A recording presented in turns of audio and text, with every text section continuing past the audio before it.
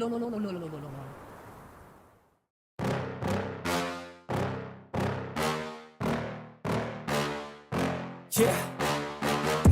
Please tell me that I can't, that I won't, that I fail, that I'll never make it out, yeah. Please tell me all the bad, never good, fill my head full of every single doubt, yeah. Please say any negative thoughts, I pop off when I hear people say I cannot. I get off to the thought of proving everyone wrong, I won't stop to the top, so you better back off and get lost. I'ma stay loud, stay proud, never running out, never heading south. I'll be spreading out, call it word of mouth, can't put me down, I'll be getting loud. You can have it douse, not what I'm about, have your cloud, it be raining now, I keep making sound, go another round, I'm legend bound, can't stop me now.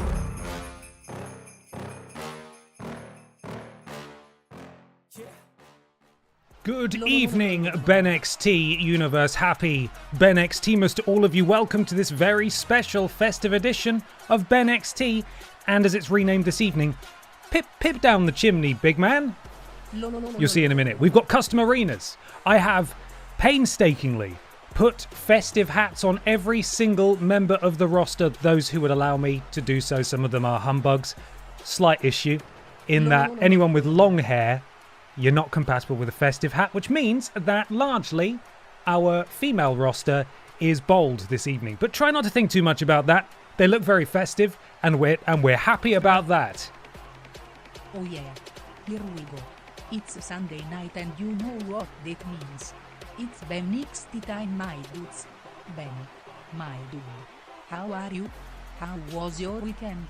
It's Ben Potter PlayStation Nation stream time. Hope you're having an awesome day, my dude. Thank you very much, Stephen, for the bits. Hello to that PlayStation Nation, by the way. Hello, PlayStation Nation. He's here, he's ready. Welcome in, everybody. Thank you for joining me on a Sunday. We've never streamed on a Sunday before. I don't think. This is the penultimate, I don't know if there's a word for that, stream before I disappear for Christmas. We've got a stream tomorrow and the day after, but I'll let you know what those are in due time. Tonight, though, it is BENXTMAS. As I said, we've got festive arenas. We've got festive matches. There might even be a couple of very special, bespoke, festive titles on the line as well. We'll get to that in a second. And the main event of both the festive BENXT and the festive PIPDOWN is a huge Royal Rumble match. Now, this is a multi-gender Rumble match, so no longer separated. And the winner will get to challenge for a championship that is decided by the wheel. And the championships on that wheel are the World Championships, meaning that, say, a female member of the roster wins the Rumble, spins the wheel, and it comes up with the BENXT Men's Championship, they will challenge for that championship. We're bringing all the walls down. All the walls are coming down at Christmas. Again, another slight issue is that I've been fighting against the game this afternoon. I have been desperately trying to get the Royal Rumble feature to work. Originally, going in and having a check, it filled the entire the entire field of competitors with wrestlers who were from the main game and not from BENXT, which is really weird. I've gone in and I have now customized all of it. I'm crossing my fingers that this is going to work, but it does mean that by the time we get down, I'll get round to the PIPDOWN Royal Rumble. I may have to go in and do some more faffing about. So anyway, the game works. The game works. The game always works really well. Welcome in, everybody. Good evening to you all. It is BENXTMAS. We've had some wonderful resubs here. Let's have a look at what we got. Bootsy10, thank you for the resub. 3 months. Let's do some predicting. Absolutely. It's not gambling. It's very different. Nebulous Waters, thank you for the resub. 6 months. Benny McBoom, thank you for the subscribe. Welcome to the thickness, my friend. Welcome in. Bradiohead, 6 months. Thank you, Bradiohead. 8 months for Pop Wheelie. BENXT time. Certainly bloody is. The Will of Phil, 8 months. Time for some irresponsible BENXT predictions. So we can hope for. GY Goliath, thank you for the resub as well. 8 months. Merry BENXTMAS to all that celebrate. Absolutely. DJ Chisels, 7 months. Oh yeah, here we go, Christmas wrestling time. I've watched a wrestling stream, but I've never done our wrestling. Even so, I'm going to give this everything I've got. I would expect nothing less. Chris, thank you so much for the resub. 7 months. Good BENXT-idings we bring. Excellent. Rosita63, 5 months of Christmas. Les freaking go. He could be in the Rumble. You never know. Some kind of div. I may have missed it, but have you finalized the details for your charity stream this year? I have free dad hugs. I'll tell you in just a second. Thank you very much for the bits there. Some kind of div, 8 months, many crimbles, and all of the crimbles to you. Citadel Zombies. Good evening, the Tickles. Hope we are all well this evening and the merry BENXTMAS to all. Bartending Gamer, thank you very much for the bits. And also with you. Citadel Zombies, 2 months. Magic Mikey, 96 months. Thank you so much, everybody. Appreciate you all. Yes, so tomorrow I'm streaming from 4 until 7 p.m. We're changing it up slightly next week. And that will be hopefully finishing off Batman Arkham Oranges, it being a Christmas game. Then Tuesday will be 11 until 2, playing Pokémon. And the charity stream, 29th of December, kicking off at 10:30 a.m. I believe it will be a double bill of 2 horrible games in their entirety, starting off with Hannah Montana the movie, the game on the Wii, and then concluding with Shrek the Third on PlayStation 2. So, yay! So, still a few things to go before the end of the year, but obviously there will be a brief break after Tuesday's stream and after the stream on the 29th as well. So, there we are. I think we're all caught up. I do have an advent calendar to open a window of. 21st of December. Let's have a look. How you guys doing, by the way? You doing all right? You feel if you're celebrating, do you feel prepared? I knew I'd be working today, so I took Friday off instead, and I have been doing. Oh yeah, ho ho ho is what it says. I've been doing some worst game stuff today. We have that looks like the big man himself, Santa Cruz there. Chocolate Santa Cruz for later. A lot of prep for this stream, actually. It did take... I don't want to understate quite how long it took to put hats on everyone on the roster. That's like 80 fucking hats. It took a lot. It took a while. So when you see them in their hats, you best go, bloody hell, Ben, those hats look fantastic. I hope it didn't take too long. And I'll say, it was nothing. Truly, it was nothing. Really. Well, I believe everybody... Merry Crimble Ben. Thank you for all the hard work this year, big love. See you in the VOD. Avogadro Toast, thank you for the donation. And the kind words. See you in the VOD as well. See you in the VOD as well. Okay. I'll show you what we've got in store for BENXTMAS. Shall I? Yes, is the answer. We're going to do so right now. Listen to the music.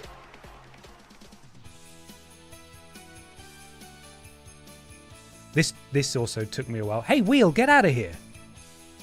Get out of here, Wheel. Took me a minute to work out beats per minute and then try and sync it all up. But it's pretty festive. I think we can all agree. Bloody hell, Ben. Those hats look fantastic. Hope it didn't take too long. Thanks, guys. Didn't take any time at all. Look at Anne Horse all dressed up as well. Some roster members can't wear hats because it removes their... it reveals the man inside. And we don't need that. We don't need to see that. We can never see that. Of course, we need to spin the wheel to decide who is taking part in the Aldi Red Thunder Championship. That's our first match. Then, Michael Johnson continues his feud against Fanny Craddock. The Figgy Put Put Championship is on the line as Funky Barbara Piss takes on Dominic Pisterio in a Bloodline Rules match, which I'm told means that all of your friends can come down and help you out. And considering Funky Barbara Piss has loads of piss friends and Dominic Pisterio has loads of piss friends, I thought that might be interesting. I don't know how it's going to work. Then, long overdue, Dr. Raynal Hill and Silas the Dogboy challenge Rim Flare and Triple Flush for the BENXT Tag Team Championships. And in the main event, it's the Royal Rumble that will probably break and I'll be really cross. So hopefully it works. I have no idea. It might genuinely not. Fingers crossed, eh? So this is BENXTMAS. This is what we're looking at. This is what we've got to start things off tonight. Joey B, 3-stream streak. Merry BENXTMAS to you. 7-stream streak for Deadeye Minis. What a Sunday treat to have some extra BENXT. And top job on the seasonal twist, Ben. Thank you. Appreciate it. Whoa! Thank you. I am BENXTMAS. Just a small token of my gratitude. Have a merry festive holiday. These streams have given me something to look forward to, when there's so little for me to look forward to personally. Thank you for all the entertainment, silly jokes, and interweb hijinks.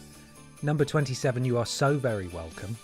And I'm always happy to hear that I can provide a welcome distraction from the drudgery of life. But you look after yourself, please. Do take care of yourself. And thank you very much. Welcome, everyone, to BENXTMAS. It is time to begin. No, it's not. It's time to spin a wheel first. It is time to spin our wheel first. We want to customize the participants. Hopefully the stream schedule won't confuse you too much. I have been promoting it non-stop. And also it does say on Twitch what streams are happening when. So fingers crossed. It shouldn't be too difficult to keep up with. Okay. It's wheel time. Let's see who challenges. I believe it's German Cheggers who walked out of Walrus Mania on Wednesday with the title. So good for him, I suppose.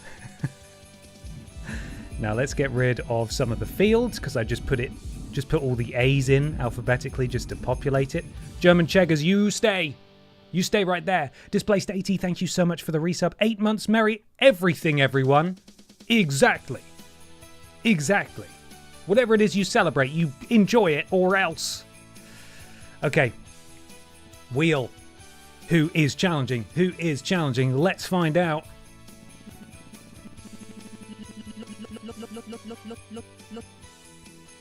Mary-Kate Olsen, who looks particularly upsetting in her hat, I must say.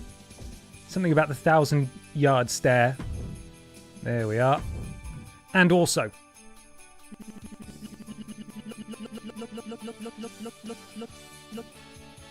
Cat the Writer. Welcome on in. Next.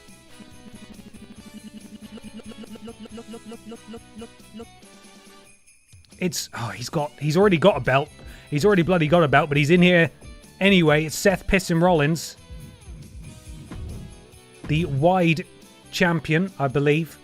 Sadly dethroned Mikey Johnson at Walrus Mania. Let's spin it again. 2 spaces remain. Mr. Black. Boo! Hello to our mods, by the way. Welcome in, guys. But boo! All in different colours as well. Incredible job, Ben. Thank you. Thank you so much. You'll notice that Mr. Black and Seth Pissin Rollins are not wearing a hat because they are Christmas humbugs. Certified Christmas humbugs.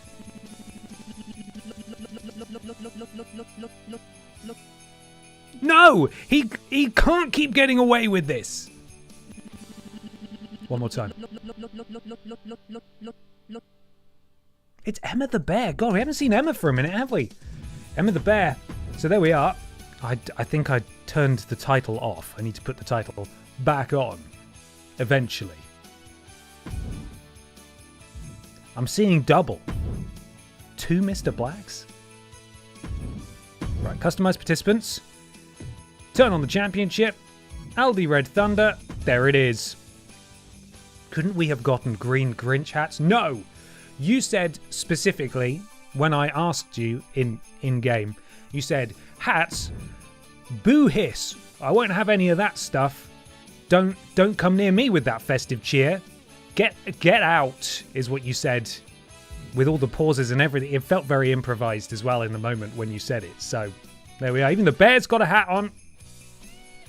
Even the bear has a hat on. So, let's start this show, shall we? Aldi Red Thunder Championship is up first. German Cheggers defending against Mary-Kate Olsen, Cat the Writer, Seth Pissin Rollins, Mr. Black and Emma the Bear. Michael Johnson takes on Fanny Craddock after her heinous display last week where she paid off the referee, or that might have been the week before. Funky Barbara Piss takes on Dominic Pisterio to be crowned the first ever Figgy Pud Pud champion in a Bloodline Rules match. The Dark Picture Pals take on P-Volution for the BENXT Tag Team titles, and then we've got a Royal Rumble that might genuinely crash the entire game. I have no idea. Also, some promotion for our dear friend Peter Austin. He is doing, and I don't know if he's probably trying to make this... Merry Resos, one and all. Thank you for a great year of laughs and entertainment. Muchos love and critzels in your direction. And right back to you, the L Dude Brothers. Thank you very much for your support. I appreciate it. Yeah, I don't know if he's trying to be quiet about it because we're technically doing a crime stream. Said that too loud, probably. Peter is doing his annual Fanny Craddock Christmas watch-along. Someone can give me the proper name of the actual thing. If you go sign up for the Worst Games Ever Discord, that is happening on Monday. I think it's happening on Monday at, oh goodness, it's either 9 or 10 p.m. Someone can help me out. But if you join the Discord, there'll be a special room that you can join at the time, and you can watch it along with Peter. So go check out the Worst Games Ever Discord. Tomorrow night, 9 p.m. Perfect. There we are. Go do that. Go support your boy. Let's get this show on the road, guys. We've only got so much time. I've got to take a photo of the running order for the music, as is tradition. There we go. We have expanded the cinema, so there's lots more room. Absolutely. You got nothing on tomorrow at 9 p.m? Hop on the Discord. Watch Peter. Was it Peter Worships? The actual name is Peter Worships Fanny. Brilliant. Go watch Peter Worship Fanny. And you can clip that. I don't care. He said it. He's probably written it down as well. It's time for our first match. The predictions are live. Oh God, Badger is not here. Help. Thank you very much. Whichever mod did that. Lord Brotovich, Mr. Blank, thank you so much. You can now predict for the first match of the night. Will German Checkers retain? There's only one way to find out, and that's by bloody doing this thing. Got a little bit of extra music in there at the end. Very professional, Ben. Sounded great. Really, really good. And away we... Where's our music? Go!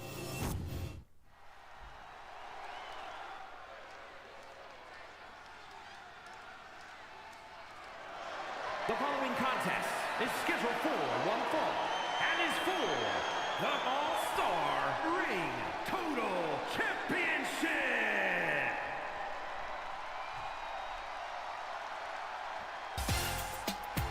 Now, Mary-Kate Olsen will have to be very careful here because you may be able to see that the entire arena has been encased in ice. Oh God, she's so frightening. Now, a lot of them will end up putting on their festive hats once they're in the ring. Just be careful, be careful. God, imagine being the first person to slip over. Terrified. There's a snowman there and a Christmas tree. The budget is huge this year. Boring logistical reason for some of them not wearing festive hats to the ring. Some of them have quite elaborate entrance attire. And I didn't want to remove things and then not be able to remember what had to go back on. So, in the ring, a lot of them are wearing festive things. Out of the ring, not so much. But the referee's going to pass it to them in a second, so it'll be fine. Anyway, the ice is covered in arena here at BENXTMAS. She's looking confident. Let's meet her opponents, the 5 other participants in this match. Starting with... Kat the Writer. Representing the Triangle of Terror from England, Kat the Writer, the tag team partner of Jiminy Jenkins, whom she accompanied to the ring at WrestleMania. Sadly for James Jenkins, he was unsuccessful in challenging E.E. Tim for the championship. It was a bit of a massacre, quite frankly. But both members of the tag team have a life outside of it, ambitions outside of it, and Kat could get her hands on gold in one of her few outings as a singles competitor. Oh, that's embarrassing. Quick cutaway. She didn't slip on the ice, though, is the important thing, so that's very different. So it's fine. Pierce it down. If Seth's not careful, he's going to melt all the ice, which I don't like. And he is the wide champion. He was crowned at WrestleMania. Title not on the line tonight. And he stands a very good chance of becoming a double champion if he's successful in this battle royal. Imagine if he won this title, then went on to the Rumble later on and won that as well. We know he's good in Royal Rumbles.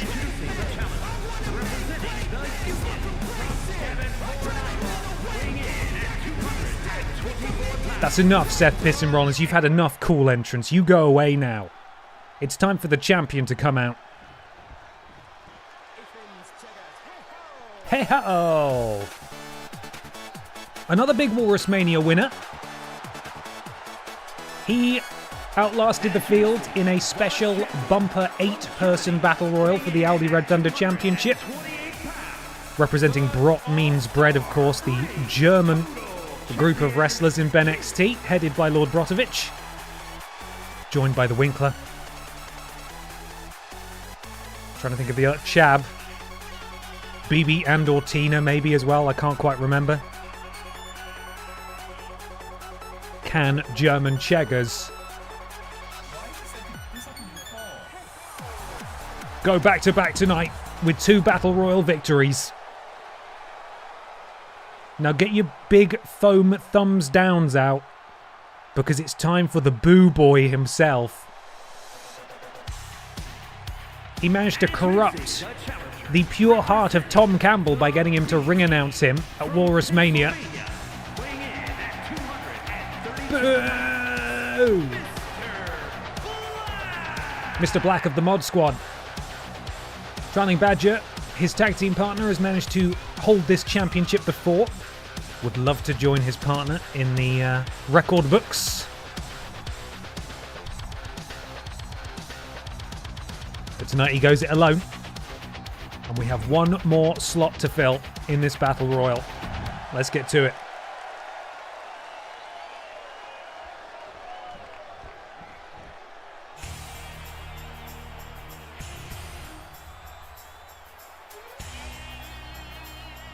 Again, you'll notice he is not wearing a hat because he is a big Christmas humbug. Confirmed. From the North Pole, Emma the Bear. A reminder of Emma the Bear's achievements in BENXT. 2-time wide champion, the first ever wide champion. As well, if I can find it, I believed she had won the Aldi Red Thunder Championship before. Maybe I'm wrong. Either way, she's tasted singles gold before, and you best believe she's sniffing it out. She wants to get on that leaderboard. She wants to get her first Aldi Red Thunder Championship, and she'll get the opportunity to do so now. A reminder, of course, of the rules of a Battle Royal. Splat. Ugh. You eliminate other members of the field by throwing them over the top rope. It's a bit dark, isn't it, in the BENXTMAS arena? It appears we didn't pay the lighting bill. You have to throw them over the top rope. Once both feet touch the floor, they are eliminated. Last person standing is the winner. Oh wow, those festive heads are so well and professionally done. I do hope it wasn't too much trouble. Free Dad Hugs 90, thank you very much for the bits. It was no trouble at all. It was a pleasure, in fact. I loved it. So, Mary Kate, Kat, Seth, Mr. Black and Emma all vying for German Cheggers Aldi Red Thunder Battle Royal Championship as Kat the Writer claws the eyes of Seth Piston Rollins. Imagine it would be relatively big bragging... It would be big bragging rights if you were to eliminate the wide champion in this match. Potentially secure a championship opportunity further down the line. Mr. Black sends Kat over the top rope. She's clinging on. Counter from Kat. Kat getting back in now. Morning, Swarthy Mofo. How are you doing? Welcome to BENXTMAS. Oh, DDT from Kat the Writer. And Emma the Bear with a massive splash. And I think, yeah, that's right. I think I saw all of the internal organs of Mr. Black just come out of his mouth. That's not good at all. He's going to need a minute to recover there, I think. Someone's going to have to, itchy and scratchy-esque, just sort of push those back inside. I'm sure he'll be fine. Emma the Bear boots the midsection of the champion up into a powerbomb position, spinning around, and that's a long way to fall. Kat the Writer, very lucky to be clinging on there. It looked like Mary-Kate had a bang to rights in terms of being eliminated, and we could be saying goodbye to the champion here. We are guaranteed a new champion, German Cheggers. The Aldi Red Thunder champion has been eliminated first in this match. he unfortunately will go down in the record books as having a 4-day reign, and that is not ideal at all. Seth Pisson Rollins and Mary-Cat teaming up on Kat the Writer now. Kat clings on, but for how long? No, she powers back in. She is in. She is back in. Emma the Bear.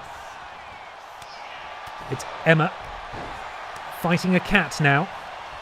And Mr. Black turns his attention to the 10-year-old. European uppercut to the back of the head. Kat now with the counter. Seth Pisson Rollins taking a moment to chill on the outside. Kat, oh my goodness me, that DDT just impaling Mr. Black into the canvas. And she was very lucky to sidestep that massive super kick from Seth Pisson Rollins in the back. Mary-Kate's in a lot of trouble. And she's gone. We are down to 4. As Seth Pisson Rollins dumps Kat in the corner. 4 competitors left in this match. Kat the Writer, Seth Pisson Rollins, Mr. Black, and Emma the Bear. Emma. Oh, I thought he was going for a neck breaker there, but just a forearm to the back of the head. The base of the skull, very nasty from Seth Pisson Rollins. Mr. Black is gone. And Seth Pisson Rollins looking impressive in this match. The Mod Squad member there will be furious, and he will complain about foul play, but really, you know, he is in the Mod Squad, and the sympathy just sort of ends there, doesn't it? Kat jumping. Seth Pisson Rollins from behind. Emma the Bear looking to eliminate Kat now. Kat sent into the ropes. Scoop slam there from Emma the Bear. And Emma the Bear, with Seth Pisson Rollins on her shoulders, lifts her up. Oh, counter from Seth Rollins. DDT. On Trailing Badger is here as well in the chat now. Welcome, Trailing Badger. Just in time to watch your friend eliminated. Kat's going to eliminate Emma the Bear here. Will Seth Rollins help? It looked like he considered it for a second. Kat's doing her very best, but I don't know what Seth's waiting for. He could really... He could have helped eliminate potentially the largest threat physically in this match. But he chose not to. Seth Rollins, big right hand to Kat. Oh, and a running neck breaker there from Emma the Bear to Seth Pisson Rollins. Seth Pisson Rollins back on his feet. Boot to the midsection. Could be looking for a pedigree here. Hits it flush. Emma the Bear absolutely demolished by that. And Kat the Writer is in a bad place if she doesn't want to be eliminated by Seth Rollins, who's looking to go for a second elimination in this match. Kat is up on the ropes. We could be down to 2 in just a second. Is it the night for Seth Pisson Rollins to become a double champion in BENXT? Kat says no. Kat is still in this thing. Emma the Bear grabs a hold from behind, sends Seth Rollins into the ropes, and oh, massive spine buster. And Kat not moving quite fast enough, but a counter will put her right back in this thing against Emma the Bear. Oh, and again now. We're looking for a massive fall-away slam there from the Bear. Oh, jumping knee strike. And Seth Rollins now with combination strikes. And again he does that, the spinning forearm to the back of the head, while Kat the Writer was set up for a neck breaker of some kind. And Seth Rollins still in full control here. And Kat is putting in an admirable performance as Seth Rollins with the Falcon Arrow there. And Kat may have caught him unaware, the facebuster. Can Kat eliminate Seth freaking Rollins? No. Goes to work on the arm. Seth Rollins has Kat on the ropes now. Kat's got to be careful. And Kat is very close to being eliminated. And that's going to do it for Kat. Kat is gone. We are down to Seth Rollins and Emma the Bear. And Emma potentially has Seth Pisson Rollins exactly where she wants him. Seth Rollins is stunned. Could Emma the Bear go the distance? Seth sent over the top, and it's Emma. Emma is the new Aldi Red Thunder champion. She outlasts the rest of the field, and despite Seth Pisson Rollins looking incredibly impressive throughout this match, and a very, very brave performance from Kat the Writer, it is Seth Rollins who is thrown out, and Emma the Bear who becomes the champion. And the action was thick and wide and fast in this one. This may have been the point where Mr. Black was eliminated. No, it's not. It's just Cat DDTing him, and that's fine. There goes Mary-Cat. Kate, Jesus, just conflating the two. And this was the moment where Emma the Bear became singles champion in BENXT for a second time. Here is your winner. Well done to the Bear. All-Star Ring Total Champion, Emma the Bear. Emma the Bear wins her first Aldi Red Thunder Championship in a match that the viewers rate as great. And that's nice. I swear she's won the Aldi Red Thunder Championship before, but I can't see her on here, so she goes on the spreadsheet. And new Aldi Red Thunder Champion, Emma the Bear. There we go. Congratulations, Emma, and to all of you who correctly predicted that she would win. Now up next, we have the continuation of a rivalry in BENXT.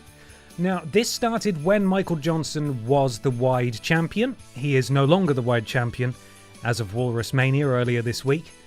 But seemingly he hasn't forgotten what Fanny Craddock did last week, which was attack him from behind and pay off Pamela Anderson as special guest referee to not only attack him, but also cheat to get a win. Mikey Johnson did not tap out in the match that these two had, but crooked referee Pamela Anderson called for the bell and made it seem like Michael Johnson did.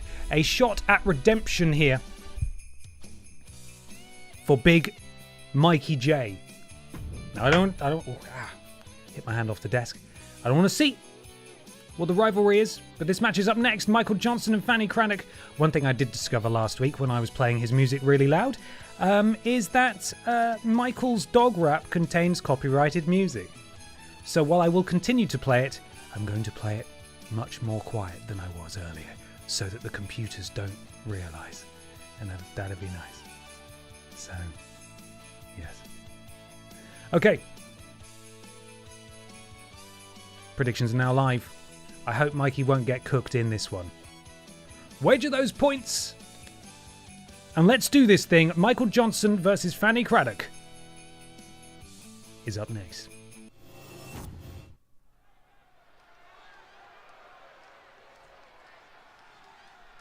Turn it down. Turn it down! There we are.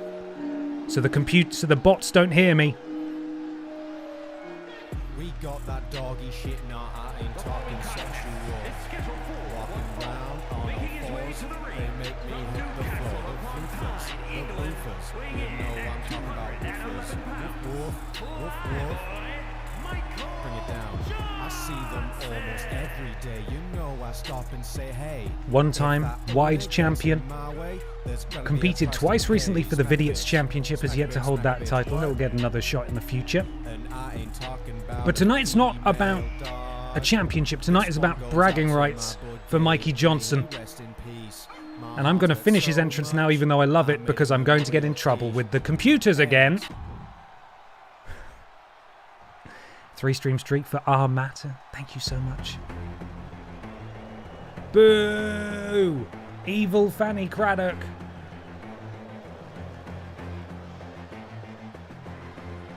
And his opponent from the United Kingdom, Cook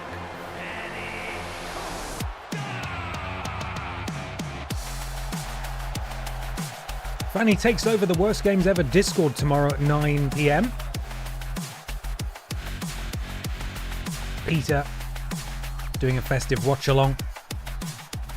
But tonight she's got to throw some punches and do some suplexes with her absolutely insane music.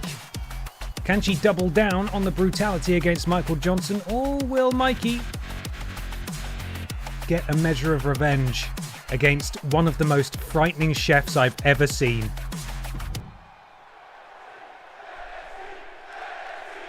Mikey's got his hat on. Fanny has shaved all her hair off and put a hat on.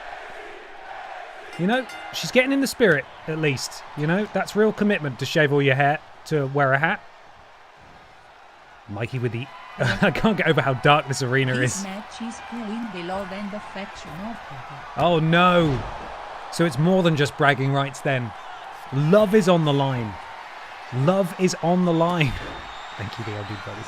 She might just have an undercut year round. She could. She could. And so could everybody else with long hair on the roster.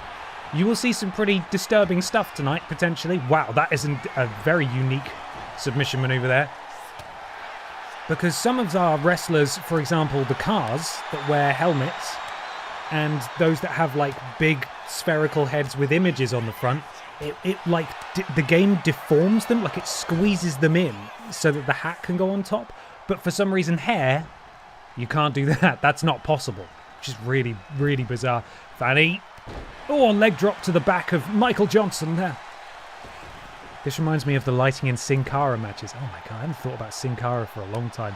Got to be careful out there on the ice. It is very slippy. Michael Johnson. Hip toss. Oh my goodness me.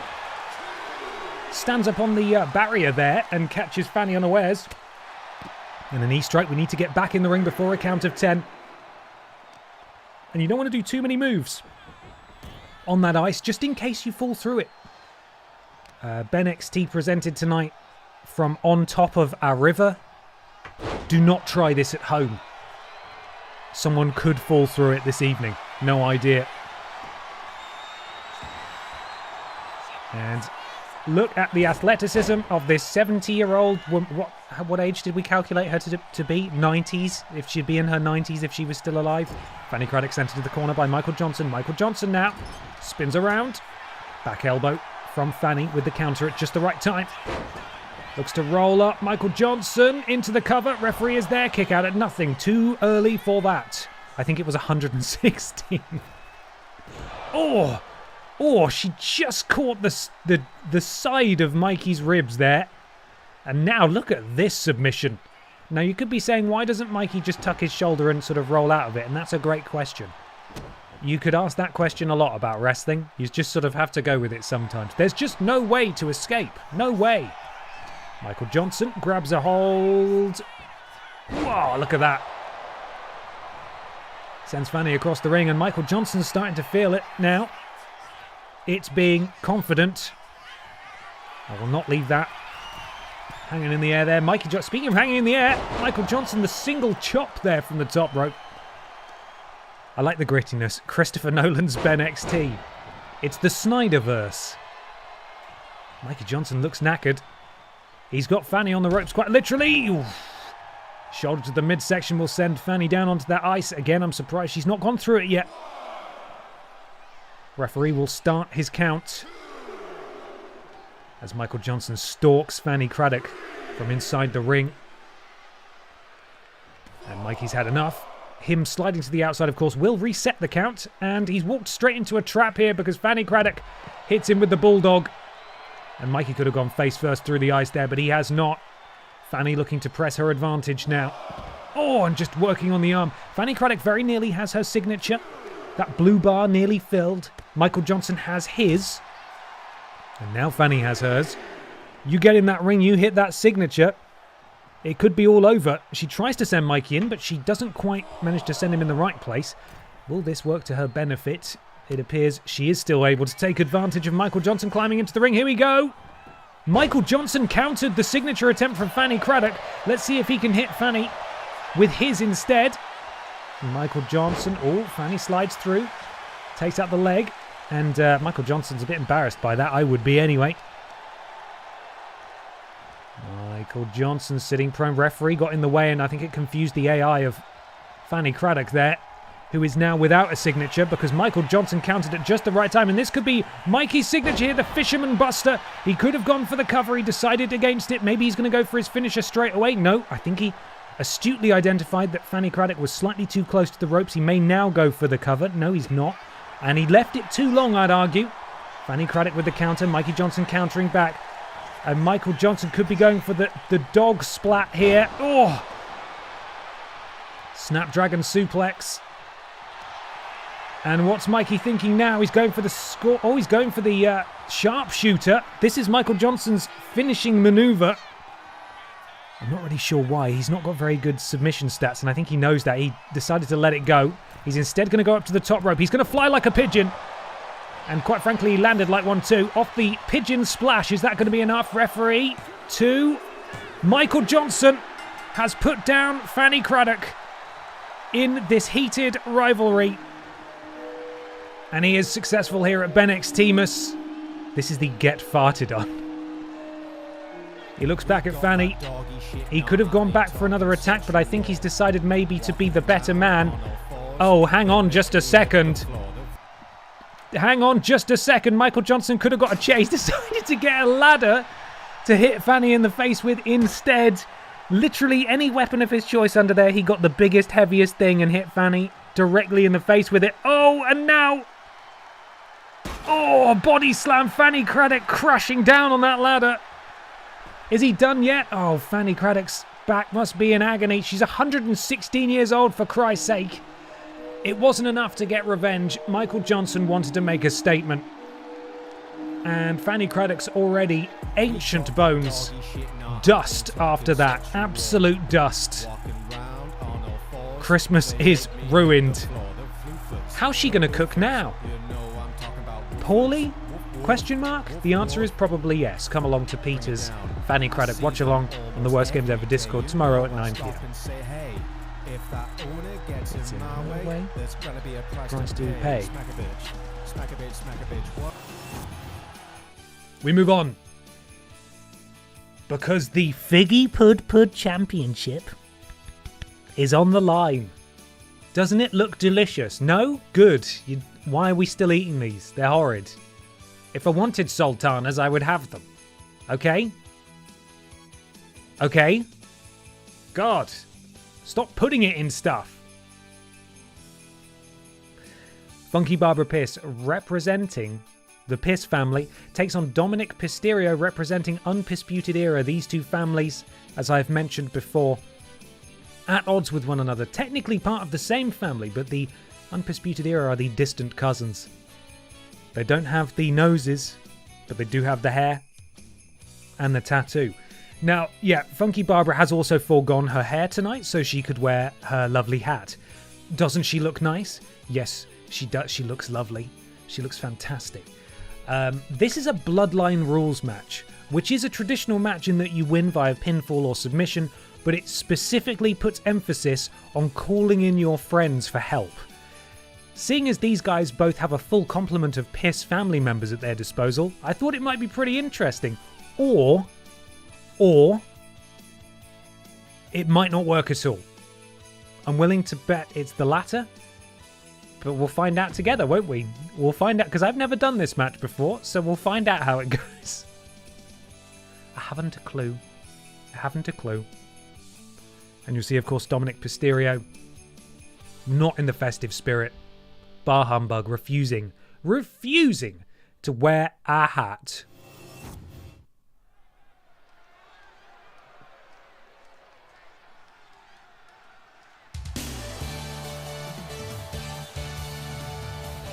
It is pissy time. Don't run too fast on there, Barbara. She's moving too quick. I don't like it. She's going to slip and hurt herself.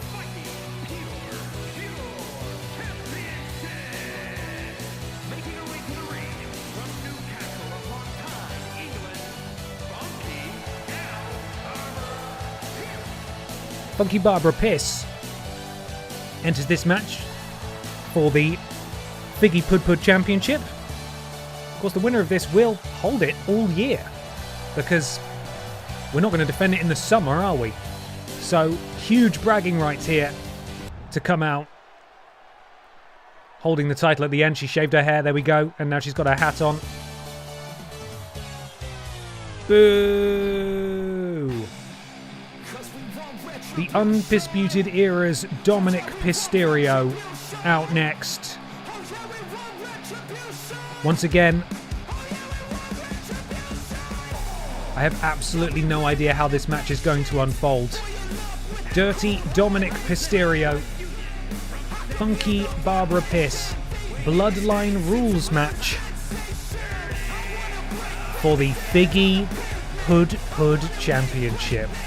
There isn't a more prestigious prize in any sport. Imagine being the Figgy Hood champion.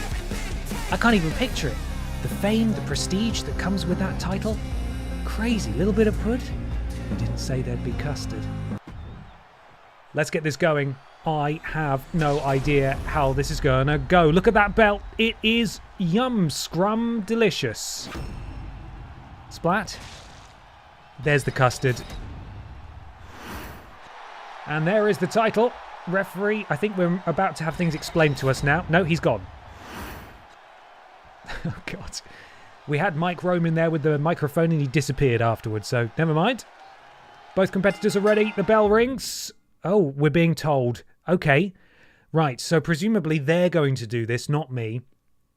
Use an equipped Bloodline run-in payback to summon an ally to make the fight fair. This payback can be used up to 3 times per match, so use them wisely. To activate, toggle your Bloodline run-in payback by pressing down, then hold R2 and press triangle to activate the payback. You got that? That doesn't sound complicated at all, does it? That sounds completely simple and easy.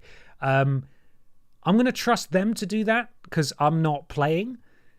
If they don't, it's just a normal match, so we won't do it again. Here we go! We can at least see their HUD, so if the game will continue, there we are. We'll see if they actually do use it. I can see Funky Barbara has like a finger pointing up, which I think that's a Bloodline thing. Dominic Mysterio does not, though. So we'll have to see how it works. We will have to see how it works. And here we go. Dominic Mysterio with the early advantage over Funky Barbara slides out of the ring. And it appears that weapons are legal in this, no disqualification. And he's got himself a sledgehammer, which feels a little bit excessive. Funky Barbara out of the way, though. Manages to disarm Dominic Mysterio. And we could be looking for a backbreaker here. Yes, we are. Applying additional pressure is bold Funky Barbara now.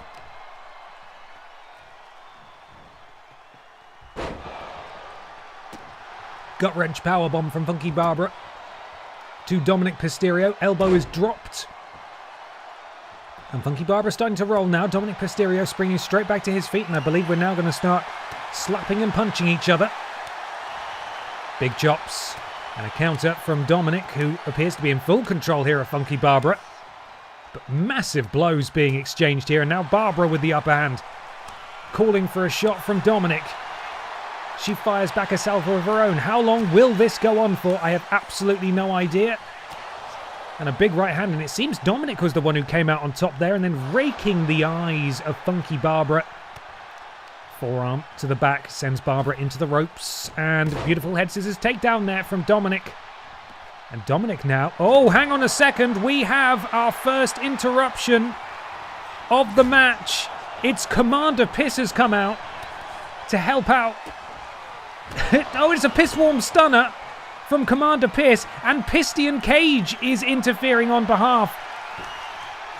Oh, and it looks like Pistian Cage has been intercepted by Commander Piss on the entranceway. Oh, and a kick out. Pistian Cage now gets into the ring. Things are really starting to unravel here as Pistian Cage and Commander Piss has absolutely paid dividends for Funky Barbara so far. Pistian, not so much. But it's Dominic now. Oh, and here comes Seth Pissin Rollins. The wide champion is here as well. And this is looking a bit dire now, actually, for poor Funky Barbara. And I think Dominic actually interrupted what Seth Pissin Rollins was trying to do. Seth Pissin Rollins comes into this with a finisher. He was going to go for the piss stomp there, but again, interrupted by Dominic Mysterio. Funky Barbara able to slip out the back. Oh, and here's Biker Barbara Piss. Sledgehammer in hand. And Dominic Mysterio got all of that as Funky Barbara lifts up the wide champion above her head. There is so much piss. And I believe the Pip-Down men's champion, Piss Jericho, is on his way down to the ring as well. He's somewhere. He's on the HUD at least. I don't know where he's gone. Here he is. And Funky Barbara's got to look out for that big drop kick from the Pip-Down men's champion. It's all breaking down in this piss line rules match. The Figgy Pud Pud title is on the line. Piss on ice. Oh my God! Commander Piss sent from the ring all the way down, and it's the Undisputed Era who are all over the Piss family at this point. Funky Barbara needs to call in another friend because they are outnumbered. Practically every member of the Undisputed Era is in here. And Funky Barbara is back in the ring as Dominic Mysterio manages to take her out. Seth Pissin Rollins is here too. I don't know where the referee's gone. He is there. Oh, and hang on. Here's Barb Pistottier. Just in time. It's Barb Pistottier. Oh, with the big ending to Dominic Mysterio. And Funky Barbara Piss is going to try and clean up the scraps there. What am I trying to say? Try and take advantage, but it's Seth Pissin Rollins who will interrupt. Remember, there are only 2 members of this match that can end things, and that is Funky Barbara Piss and Dominic Mysterio, both of whom are now slowly making their way to each other, and Dominic Mysterio with a big super kick to the face of Funky Barbara into the cover. No one is coming to help Funky Barbara. Kick out at 1. Commander Piss making her way back into the ring. You've got Barb Pistottier, Funky Barbara's daughter, takes out her opponent. And there is a lot of piss happening, an awful lot of piss going on. I have no idea if and or when this match will end. Dominic Mysterio is being left alone in the ring. Funky Barbara is very slowly making her way back into the ring as well. And Dominic Mysterio, Michinoku driver, grabs the leg. It could be over here. Funky Barbara kicks out at 2.99. Goodness me. It is getting really close here. But Funky Barbara's got backup. Biker Barbara and Commander Piss are both here to try and stop Dominic Mysterio. But no one's noticed he's on the top rope and he's hit his frog splash there into the cover. Funky Barbara's in real trouble. Are we about to see the first Figgy Pud Pud champion? Oh, goodness me. Commander Piss able to break it up at just the last second. Feet on the ropes as well. And it's Biker Babs who breaks it up this time as Funky Barbara grabs a hold of Dominic Mysterio. Could we be about to see a very festive Jinkle Jam? No. Sort of an elevated Alabama slam there. And her opponent sent flying. And what is Funky Barbara looking for here? Could it be the Sparkle Splash? We are looking in completely the wrong place here. No, she's calling for Dominic to get back to his feet. Massive shoulder tackle from Funky Barbara. The ring has been cleared, and I don't know where Funky Barbara is going now. Maybe for that stick again. We're getting a close look at members of this match who are not even in this thing. Oh, God. Piss Warm Stunner on the outside to Pistian Cage. Barb Pistottier sent into the ring. And Seth Pissin Rollins follows after. Commander Piss is here as well. I don't know how they're going to get even just a break to be able to bring this match to a close. And Dominic Mysterio rolls to the outside for a breather, which is understandable at this point. The amount of finishes and signatures that are on the HUD along the bottom here is insane. As Funky Barbara stamps on the elbow of Dominic Mysterio. It is full-on piss warfare here. The only 2 members... Oh, Piss Warm Stunner on the outside. The only members of each family not here seemingly are Alexa Piss and Piss Stratus. As Funky Barbara sends Dominic Mysterio sliding across the ice. And Funky Barbara now sends Dominic in. She just needs a second as the PIPDOWN Men's Champion clobbers Commander Piss with that sledgehammer. And we may be looking at this diving shoulder tackle again here. Double axe handle instead. And she's got to be careful because there are a lot of Undisputed Era members in the ring at the moment. Case in point, Seth Pissin Rollins. Oh, and a piss breaker there from the men's champion over on PIPDOWN to Funky Barbara Piss. And she has taken an absolute battering here, as it's a 2-on-1 assault now. And I believe, again, Seth Pissin Rollins was going for that piss stomp. But, oh, shoulder breaker from Dominic Mysterio. Barb Pistottier is here in time to break it up. This match continues now as Biker Barbara Piss, oh, delivering that war crime knee. Funky Barbara's daughter levels her mum's opponent. And Funky Barbara has now got the sledgehammer. Will climb out and try to, take out Dominic, and she does so. They're not going anywhere, are they? They're staying here for the whole thing. I thought run-in would be finisher and leave. Not gestures pissily. Yeah, this match could go on for until the new year. Yeah, absolutely, it could.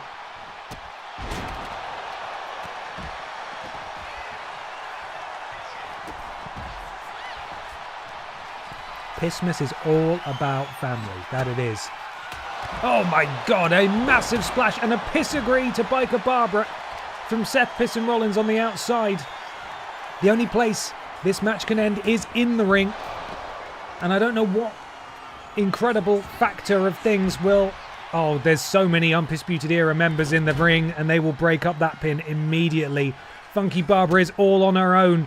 It's a 1-on-4 situation here, and Barb Pistot here and Commander Piss just at the right time. Who's rolled up? Oh, that's Dominic Mysterio's rolled up Funky Barbara. It's very difficult to keep track. Commander Piss, fall away slam to Piston Cage. Dominic Mysterio finds his mark again, locating Funky Barbara on the outside. Barbara with the counter, and it's Biker Barbara who's cleared the ring on the inside. Funky Barbara needs to get Dominic Mysterio back into this ring. It's the only place this match can end. And we could be looking at a piss-warm stunner again on the outside. Insanity. It is absolutely chaotic here as the PIPDOWN Men's Champion gets into the ring, and Funky Barbara making a quick exit very sensibly. And look at that.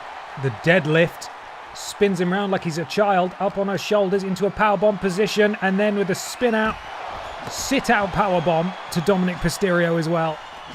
The traditional family scrap after a game of Monopoly, indeed. Boot to the midsection. Is she going for it again? She's just done this, but she's doing it again. To be fair, she does have fucking loads of finishes, and Dominic Mysterio has been absolutely clobbered by his opponent here. No interference for a while, which has been nice, but as soon as they get back in that ring, all bets are off, quite frankly. It's going to have to be a perfect storm of piss ring clearing for anyone to have a clean shot at submitting or pinning someone. We're nearly up to 5 stars, though. The game has done an admirable job of keeping the legal wrestlers fighting each other. That it has, as Funky Barbara takes a moment to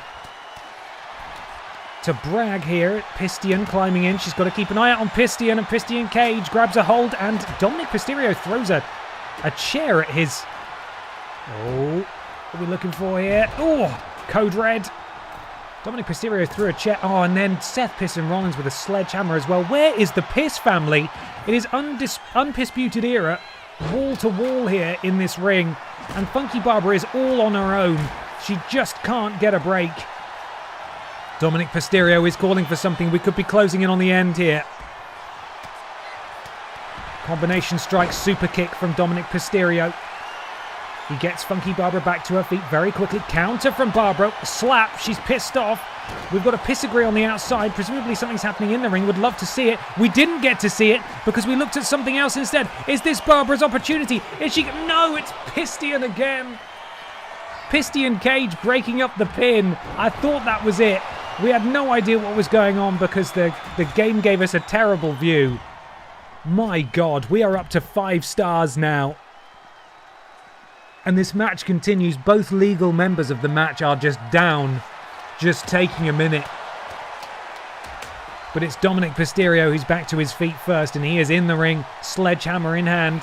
He's going to go out and try and find Barbara. He has found her. Barbara takes the sledgehammer off him, and he manages to get in there as well. Michinoku driver. That forearm that we saw him execute so well, that being Seth Pissin Rollins in the Aldi Red Thunder match.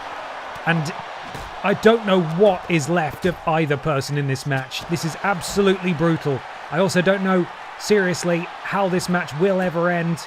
Oh, we got the walls of Pissico there. And the Unpissier as well. Things seem to be swinging in the favour of the Undisputed Era as Funky Barbara is sent into the ring. Oh, that was a costly mistake there by Dominic, but Funky Barbara too hurt to get up and take advantage. Boot to the spine now as Dominic may well. Oh, but Funky Barbara rolls out the ring. She may be walking straight into this, though, double axe handle, as all members of the Undisputed Era. What is Piss Jericho doing? The betrayal of Dominic Mysterio, the PIPDOWN Men's Champion.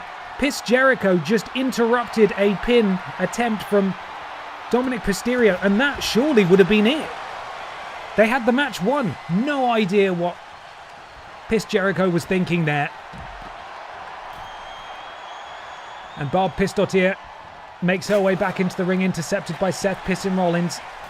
Dirty Dominic choking Funky Barbara. And Dominic Mysterio rolls out again for that sledgehammer.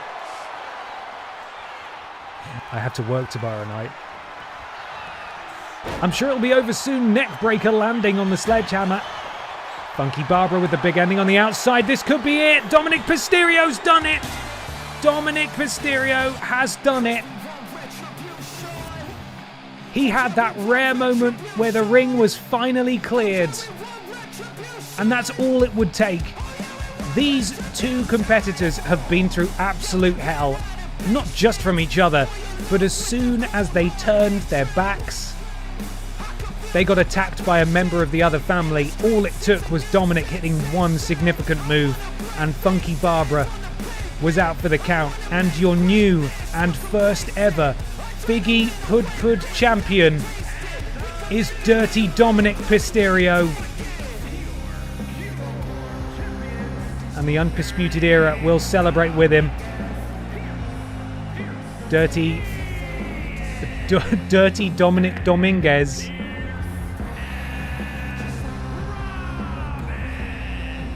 It's announcing all their names like they were the ones that did it, which they kind of were, to be fair.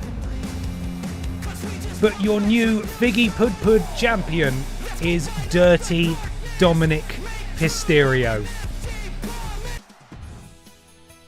Going to need P-Volution to clean all this piss up. Yeah, speaking of which, Rim Flare and Triple Flush are actually coming out next, so maybe they could do a quick clean? Just a quick clean while they're waiting? Fan favourites. Dr. Anal Hill and Silas the Dog Boy, who is a dog. And I tried to give him a festive jumper, but it just went under his skin. It went under his suit. So he can't actually wear anything. Lest, once again, we reveal the horrifying man inside Silas the Dog Boy, and I don't want to see that. So, the Dark Picture Pals don't deserve another shot. They lost at WrestleMania. That's fair, but I also did promise them a shot before WrestleMania, and we ran out of time. So they get their shot now, because lest we forget that Dr. Anal Hill, in like several weeks in a row, he was able to defeat Rim Flare and Triple Flush in one-on-one matches. It is time for them to get a fair one-on-one shot. They haven't been able to do it so far, but tonight could be the night as the Dark Picture Pals take on P-Volution for the BENXT Tag Team Championships. Can they finally end the reign of Triple Flush and Rim Flare? It's time to vote. Time to predict.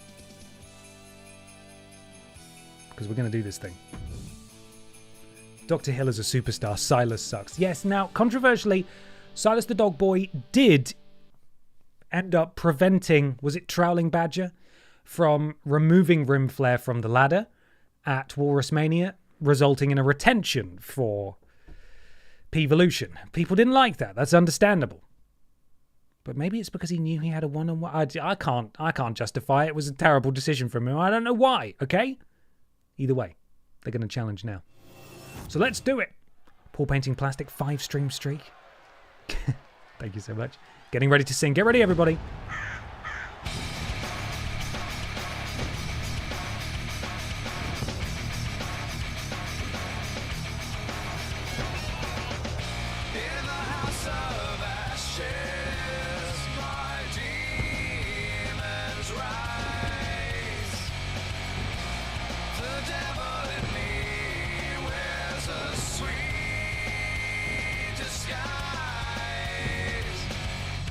Do I have time, or is it too late? Have I already decided my fate? I try to keep a little hope, but I'm hanging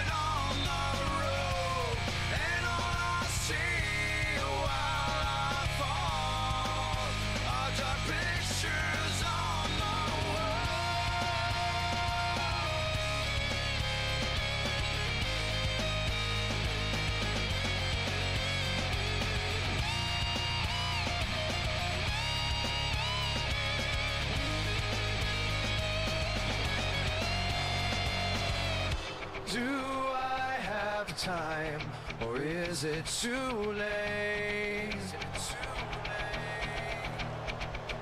Have I already decided mine? I try to keep a little hope, but I'm hanging on the rope, and all I see while I fall are just pictures on the wall.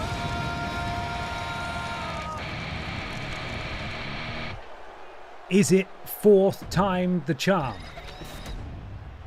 Let's try that again. Is fourth time the charm for the Dark Picture Pals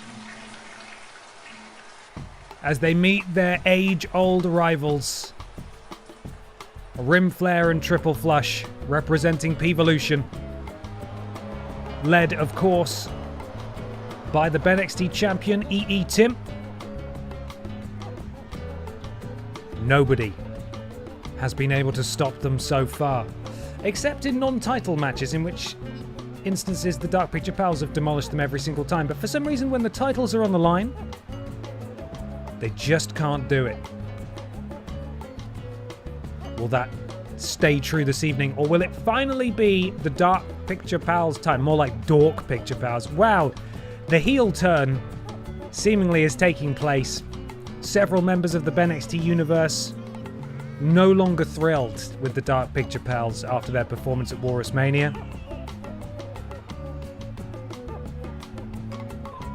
Let's see if they can prove everyone wrong. Here we go.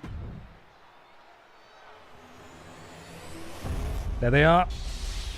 The BENXT Tag Team titles defended tonight at BENXTMAS. The following is a tag team match set for one fall and is for the NXT Tag Team Championship. Introducing the challengers at a combined weight.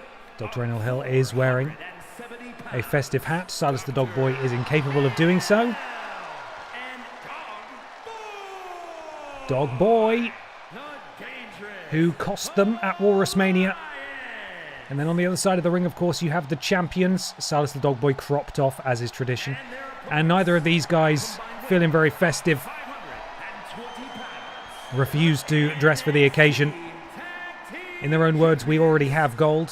Why should we have to wear more than that? Introduction's taking so long as well that the video loops, but it is Triple Flush and Rim Flare representing EE Tim. Been champion for a number of days now. Will their reign continue into 2026, or will we have new champions to start the year? About to hand it over. Referee taking them both and showing them to us. Do you see them? I see them.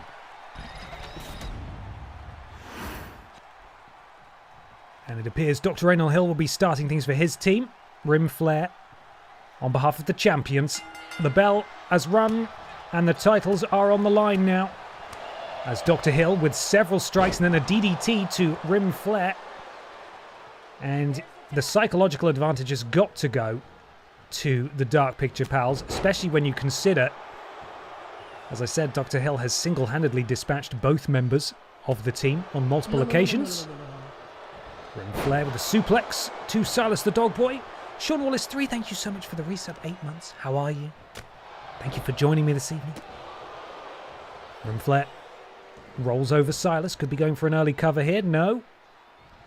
And Silas sweeps the legs of Flare. And Silas the Dog Boy sends Rim Flare into enemy territory. Tag is made. In comes Dr. Enel Hill. And there'll be some tag team offense here as Rim Flare is hung up there. Double axe handle to the small of the back of Rim Flare. Now Dr. Hill grabs a hold and he's just raking the eyes of Rim Flare, who he does have goggles. Oh my goodness. Bit optimistic that. The top rope springboard moonsault. Rim Flare just a bit too far away. Dr. Enel Hill DDT. That's it. Oh, and he sends him into the referee there. Referee seems unharmed, thankfully. And it could be time for another tag. Tag made. Good tag team continuity so far. As we got another bit of tag team offense. Oh, neck breaker. powerbomb combo. And Rim Flare kicks out at 2. BenGenW23, thank you so much for gifting a sub. Welcome BAMOF13 to the thickness. Thank you so much, BenGen. Appreciate that. Very kind of you. And Triple Flush has been tagged in seemingly while I wasn't looking. And it's Silas and Triple Flush now as Silas the Dog Boy walks Triple Flush over to the ropes and goes to work on the arm of Big Trips. Silas with the champion up on his shoulders. And he's going to, right in front of his tag team partner, send him face first into that turnbuckle. Now, Rim Flare could have tagged himself in there, but he obviously believes in his tag partner. Doesn't want to undermine him. As Triple Flush with the counter sends Silas the Dog Boy into the corner. And now just washing the snoot of Silas. Snoot washing. Triple Flush falls into the cover. Can Silas kick out? And a kick out of 1 from Silas the Dog Boy. Triple Flush now rolls over Silas and goes to work on the horrifying sort of toe, the feet toes, the feet fingers of Silas the Dog Boy. Should probably get those checked out. It's not right. Big overhand strike boot to the midsection. Counter from Silas the Dog Boy. Silas now has had enough. He sends Triple Flush into friendly territory. Tag made. Big slap from Silas. And what are these two looking to do now? Wheelbarrow DDT potentially. Yeah. And then with the assist. Oh, sent flying into the cover directly in front of Rim Flare there. Beautiful bit of tag team synchronicity. Kick out at 1. Triple Flush potentially looking to dive for the tag. Oh, look at that cravat submission, but Triple Flush had it scouted. Several punches to the midsection and now a boot to the... And a counter back from Dr. Anal Hill. And the good doctor now sends Triple Flush into the ropes, bounces back, spins around, swinging neck breaker from the challenger. And again, I think Rim Flare thought he'd be able to get a tag there, but intercepted by Dr. Hill, who is absolutely on his A-game tonight. Dr. Hill does now have his signature, but he's going to tag in Silas the Dog Boy, and it's a shatter machine from the Dark Picture Pals, and the crowd goes absolutely mild there. No reaction to the shatter machine, which is kind of sad because it's a sick move. Triple Flush rolls out of the way, and once again, it's Silas the Dog Boy on the receiving end of some offense. Triple Flush should really be looking to make a tag here, and he took way too long. Silas the Dog Boy managed to get those feet up. And hoisted up is Triple Flush. Oh, into the power slam. Ben's nerf P-Evolution off screen. Absolutely not. How dare you? I don't take kindly to those assertions. They're on precisely the right amount of stats. As Silas the Dog Boy is biting one half of the tag team champions, which apparently is legal in this match. And Silas the Dog Boy has his finisher now, and Triple Flush is in a pretty dangerous spot. Into the cover. Rim Flare will come in to break it up. That does mean that Rim Flare is now not able to come in to break up a further pin attempt until a tag is made, as you can see by the red X above Rim Flare's stats there, his HUD at the bottom. So Triple Flush is all on his own, and we could be about to see a tag team finisher attempt, which I think we're going to get. Dr. Hill, clothesline, sends him into... on back and forth the forearms into a knee drop. They're still not done. Oh, and then into a flatline of the combination, and Dr. Hill falls into the cover. Could this be it? It's been a perfect game plan from the Dark Picture Pals thus far, and finally the Dark Picture Pals have done it. The title they have been chasing for months. And they have ascended the tag team mountain after not getting the job done at Walrus Mania. And it is a mixed reaction from the crowd. Just a few weeks ago, the Dark Picture Pals were on top of the road on top of the on top of the mountain in terms of having support. But the live chat are furious that they've done it.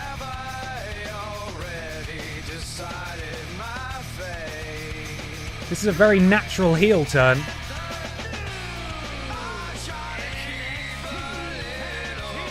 Because they've done this all themselves. Dark Picture Pals have grabbed the gold. The crowd are yelling fix, but I've done absolutely nothing. I'm getting a bit defensive. I need to calm down.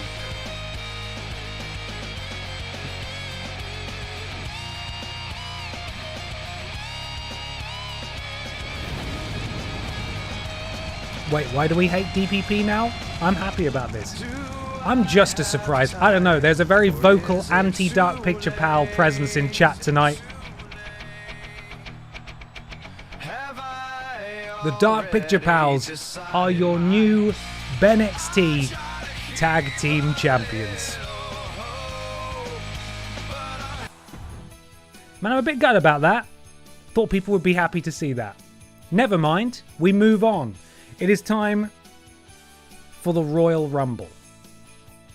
I am actually going to go and visit Tim before I do that. Because I do need our Wii. Now, once again, I haven't a clue how this is going to go. I might quickly, while it is P time, double check the competitors that are in this match. Because when I saved it earlier and then came back in, everyone had changed. So I need to make sure that this is still right. So I'm going to run to the loo. I'll be right back. And then we're going to do our first Rumble of the night. A reminder that the winner of this will challenge for any of the World Championships on either brand. We shall spin a wheel to discover what it is that they challenge for. I'll be back in just a second. Don't go anywhere.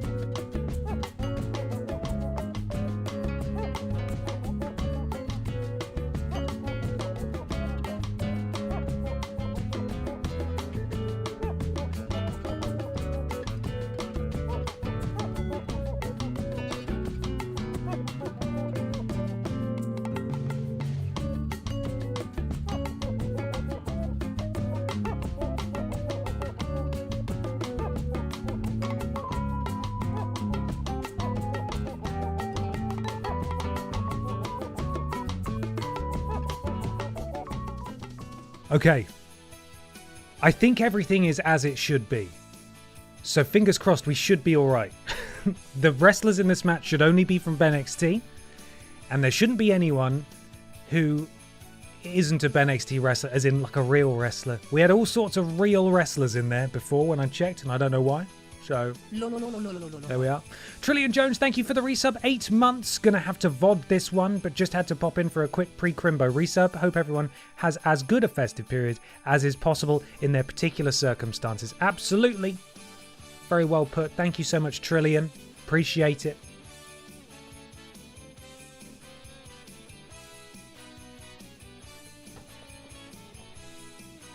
Okay. Now I'm worried that when I press start, it's going to show us who's coming and when. So I'm going to quickly switch back to Facecam for a second, just while I do that, so we get no spoilers. The way we will do predictions for this one is the way we did it for the Royal Rumble match before, which is when we get down to the final 4, we will do predictions for those. Okay? Let's go, everyone. Yeah, it does show every single person in this match, so I'm glad I did this. Give me a second. Okay, we're doing it. It's time. The following contest is the Royal Rumble match. Now, the two superstars that drew number 1 and number 2 will start the ring at the same time. Other superstars will join in the order they drew. This will continue until all 30 superstars have entered the ring. Eliminations occur when you are thrown over the top rope with both feet landing on the floor. The last superstar in the ring will be declared the Royal Rumble winner and will go on to face the champion of their choice at WrestleMania. No, that's not true. They won't do that. That won't be happening. That's not how we're doing it. They get a match later on.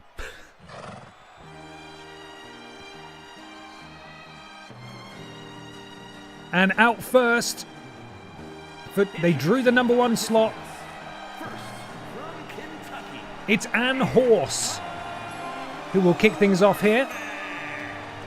Are you going to have to spend tomorrow removing Santa hats for the next stream? I'm going to do it over Christmas. I'm going to do it when I have a moment over. I'm just going to have to spend an afternoon doing it. I have made lots of work for myself here. Unfortunately for Ann Horse, she has drawn the number 1 slot. That is the least favourable one, understandably.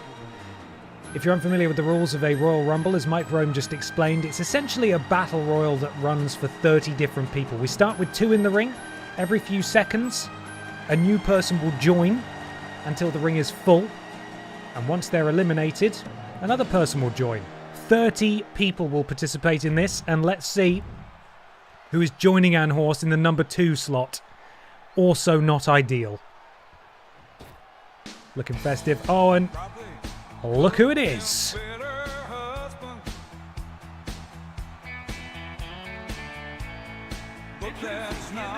It's our boy.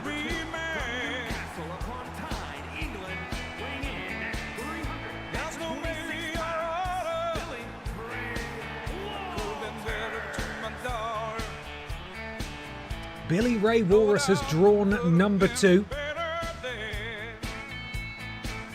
So it will be Ann Horse and Billy Ray Walrus who will start off this BENXT Rumble with a shot, a guaranteed shot, on the first BENXT and PIPDOWN of the new year for a World Championship. So here we go. This is going to be a real test for me, as it was before, the last time we did this, of trying to locate people's music and playing it in time as they make their entrances. But here we go. It's Billy and Ann Horse. Oh, what is Billy doing? Immediately posing, posturing to the crowd. No reason for that at all. And Ann Horse, leg drop to Billy Ray Walrus, his achy breaky neck. Oh dear. Ann Horse cosplaying as a reindeer tonight. Again, one of those competitors who I couldn't actually get a hat on because it would remove her entire head. Right, who's out at number 3? God, I've got to be on it. It's Rim Flair, the former BENXT Tag Team Champion. He literally lost it last match. But just think, if he goes the distance tonight, and he can be the last person standing in this Royal Rumble, he could win himself a world title. Oh God, what if he gets Tim on the wheel? What if he gets Tim on the wheel? And he's in a bad mood. He's in a very bad mood. Billy looking to eliminate him. He'll be in a much worse mood now if he gets eliminated by these two. And Rim... oh God, he's clinging on for dear life. He's still there. Who's out at number 4? It's Nathan Cake. Nathan Cake draws the number 4 slot with his beige festive hat. And now Billy. Oh, hang on, a bit of tag team work here. You don't have any friends in a Royal Rumble match. It's every person for themselves. Case in point, as they now immediately attack each other. And beautiful springboard moonsault from Nathan Cake. Number 5 is on their way. Who drew number 5? Nathan Christmas Cake. Very good. Very good. Oh boy, look out everybody. Look out. Demo Dick is in the match. Massive thank you to everybody who sent me a link to the article that was doing the rounds recently about how Demo Dick was brought in as a consultant for Jim Carrey on The Grinch in regards to techniques for surviving torture, because Jim Carrey was having such a hard time with the makeup that they needed to bring in a CIA torture specialist, that being Dick Mychinko. Fun fact for you. Number 6 now. It's Brian Butterfield. This was me, Brian Butterfield, 6 months ago before starting my diet plan. Brian's in. And Billy escaping an elimination attempt there. Moonsault from Nathan Christmas Cake to Brian Butterfield. And Nathan turns his attention to Billy. Rim flare. Still going. Rover bow. Thank you very much, Stephen. Hey, speaking of which, the final Vidiots reunion stream VOD. Oh no, look out, Rim. You've got a buddy in there. Who just got eliminated? Who did we just lose? Oh, Billy's gone. No. Billy has been eliminated and both former tag team champions are now in the ring. Can they coexist? The final Podiots and the final Vidiots reunion stream are now live. Please enjoy them. Thank you everybody for your support. Billy Ray Walrus has been eliminated, which means there's a slot free for number 7 to make their entrance. And who will it be? It's a member of the Piss family. It's Alexa Piss, who we did not see in that Bloodline Rules match earlier. And, oh, she walks right into a stiff forearm from Ann Horse there. That's got to be eating up Alexa Piss that she wasn't able to be involved in the Bloodline Rules match for the Figgy Pud Pud title. And Funky Barbara was not successful. Have we lost someone else? Who's gone? We may have lost someone. Didn't see who, though. Mikey Johnson riding a high after defeating Fanny Craddock earlier. Brian Butterfield has been eliminated. Brian Butterfield is gone. This is the danger of a Royal Rumble match. It just moves so fast. Oh, Alexa Piss impaling the forehead of Mikey Johnson directly into the canvas. It means we have another slot available. And who will be out next? I'm still not sure who we lost before that last one. Both members of P-Volution are still in here, though. And I think they were attacking each other as well, which doesn't bode well. Oh, Mikey Johnson's been eliminated by Ann Horse. And there goes Rim Flare as well. We just lost 2 competitors in this match. It's all breaking down here.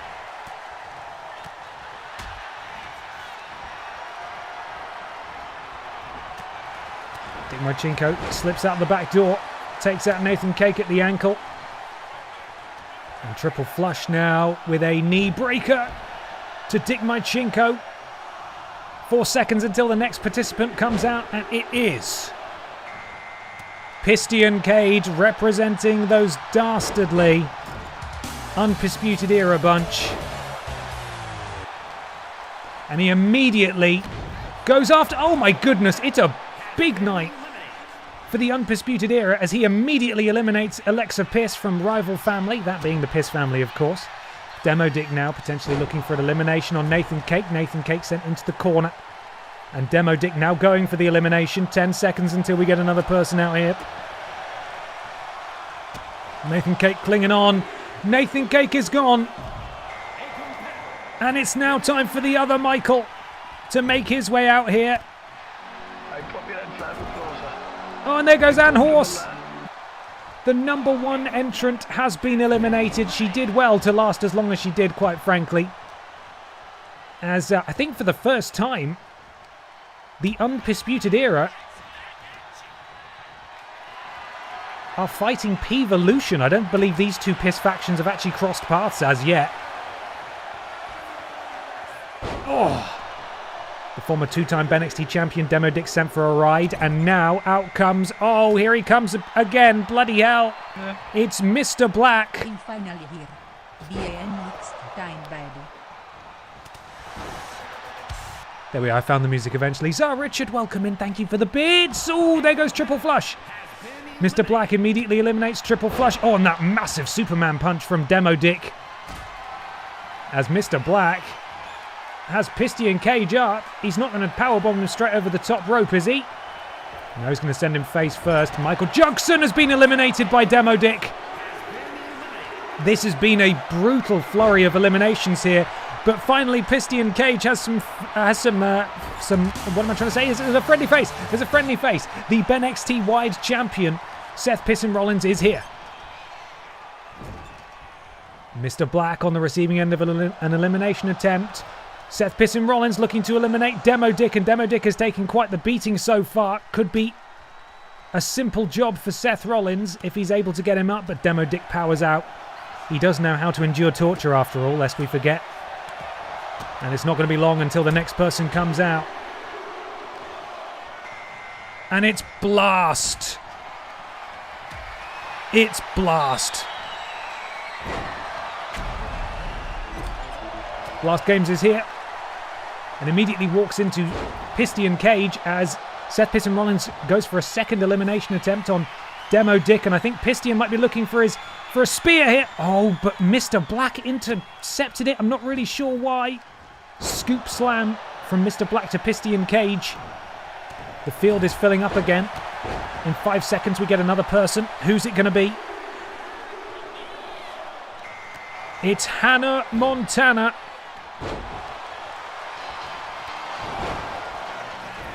And Hannah joins a dangerous ring. Awful lot of signatures and finishes. That's a lie. Only one. Piston Cage eliminated by Mr. Black. Piston Cage is gone. Seth Piston Rollins is all alone again. His friend has been taken out. And Mr. Black, I'm surprised he didn't go for an elimination on Demo Dick there. Seth Piston Rollins sends Mr. Black over the top rope. And Mr. Black with the counter. Mr. Black still in here. And who's out next? It is Dave Benson Phillips. DBP joins the field. And Blast and DBP go straight after each other. Mr. Black. Oh, sorry, hang on. It's Blast. Oh, and Hannah Montana. Bloody hell. Got a bit confused about who I was talking about there, but DBP has eliminated Blast immediately. Seth Piston Rollins. Uh-oh. Is it a buckle bomb? Oh, devastating buckle bomb there to Mr. Black. Sheer drop brainbuster from DBP to Hannah Montana. We still march on. Who's out next? The 17th entrant is Kat the Writer. We saw her earlier in the Aldi Red Thunder Battle Royal.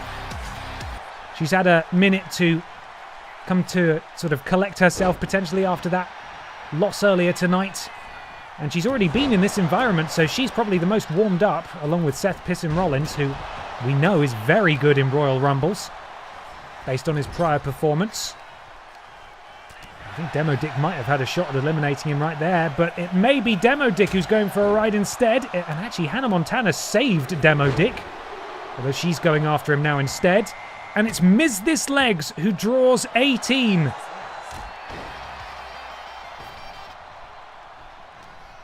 And, oh, Kat made a mistake there by turning her back on Legs, but now Kat making Legs pay. Demo Dick fighting his way back in. Seth Piston Rollins in a precarious position of his own in the corner. Could be eliminated there. Uh-oh, and it's the war crime knee to Hannah Montana. And there's still a free space in the ring, which will be filled in just 5 seconds. And that is, of course, going to go to Chevrolet Matisse at number 19. And I think we just had an elimination as well. Fucking hell, I can't find her bloody song, but she's in the ring now. Missed this Legs. We didn't have an elimination, it's fine. It's all getting a bit chaotic. The Chevrolet Matisse is here. Oh, managing to lift up and then send over Demo Dick. Chevrolet Matisse, the current BENXT Women's Champion. If she were to win the Rumble, she would have a shot at a second World Championship. She could be a double World Champion. This is what we're offering in these Royal Rumbles. It could be crazy. DBP in a spot of bother. Then Demo Dick has gone. Dick Mychenko has been eliminated. DBP fights out of the corner. Mr. Black still in this thing. Seth Pissin Rollins still here. Kat the Writer still going as well. Oh, Kat, that's a nasty landing for Kat. As Mr. Black swinging, missed this legs round by, I'm not really sure what. Oh, and it's a double team there from DBP and the Chevrolet Matisse to Mr. Black. And you see the legs of legs going to work on Seth Pissin Rollins. Impressive stuff as the BENXT Women's Champion is met by legs in the corner. Leaping knee strike from Hannah Montana to Dave Benson Phillips. And now following up against Mr. Black. Mr. Black very close to those ropes. DDT from Hannah Montana. The wrestler, the performer. Legs. Wow. Hurricane Rana from legs as Kat looks to eliminate Seth Pissin Rollins. Kat could eliminate Seth Rollins here. This would be huge for Kat. And Seth's clung on, and she's got help in the form of her tag team partner, former Royal Rumble winner, Jiminy Flippin' Jenkins is here. James has incredible experience in this match. He is the only member of the male roster to have won this matchup before. And unfortunately, he's walked straight into Leg's leg drop. And James Jenkins could be sent straight out after only just arriving. Imagine. Oh no! Jingle Jenkins, indeed. Jingle Jenkins has just walked in and walked straight out. I don't know what's happened to James.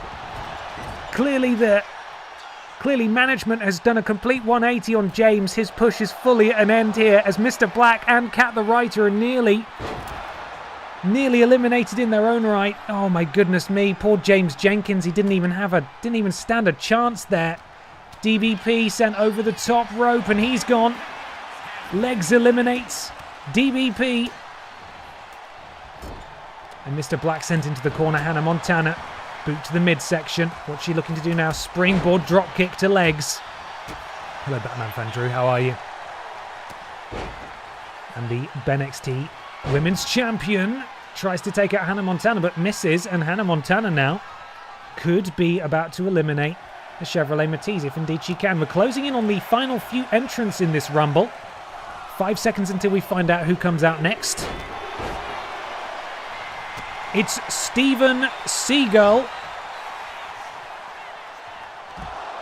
Oh, and Hannah Montana's gone. Took me ages to find Steven's music. There it is. That's all you get. Oh, and Steven's eliminated the BENXT Women's Champion. Chevrolet Matisse has gone. Kat has gone. Steven Seagull is gone. We just lost half the field immediately. That's ridiculous. Mr. Black is still in here, and there goes Seth Pissin Rollins. We're down to 2. Bloody hell. And Mr. Black might be about to eliminate Legs as well if Legs isn't careful. Funky Barbara Piss is here. She was unsuccessful earlier in the night. Oh, and Mr. Black eliminates Legs. But now he's got to go face to face with Funky Barbara, who sends him straight over. Oh, Mr. Black, unfortunately, after an incredible show of form from Mr. Black, has been eliminated immediately by Funky Barbara Piss, and Funky Barbara just has to wait now for the next competitor, which will be Charlie Guillermo. Charlie is here, and it's Funky Barbara versus Charlie Guillermo. Both of these individuals have won Aldi Red Thunder Battle Royals before. They know how this works, throwing someone over the top rope. Little doff of the cap there for Mr. Black's efforts. It was an incredible outing for Mr. Black, but sadly, he ran straight into the brick shithouse that is Funky Barbara Piss. And in at number 24, it is Sloane Spencer, who has also won a Battle Royal before. But how will she do in a Royal Rumble? Like so many FromSoft monsters, I knew when I heard her music that I was done. An incredible performance from Mr. Black. Funky Barbara stalking Charlie Guillermo. Has him up. 10 seconds until the next competitor. Sloan watching on as Funky Barbara has Charlie Guillermo up. And down he goes. And it's Neil Buchanan. Neil Boocakes, who's out next.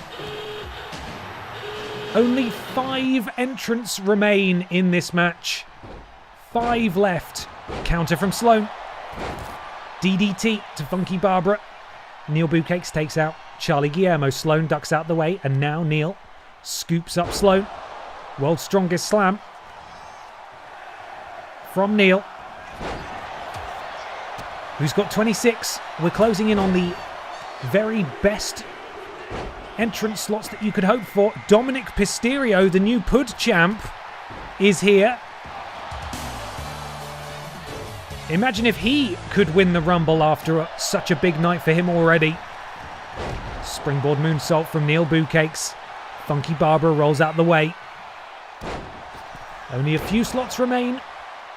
And whoever drew these is very lucky indeed. Michinoku driver from Dominic Pisterio, the Figgy Pud Pud champion.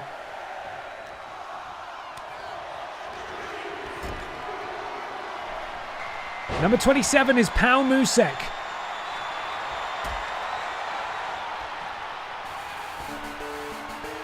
The Electric Mouse. Incredible tilt-a-whirl arm drag to Funky Barbara. Drop kick from Charlie Guillermo Jr. Neil Buchanan is up.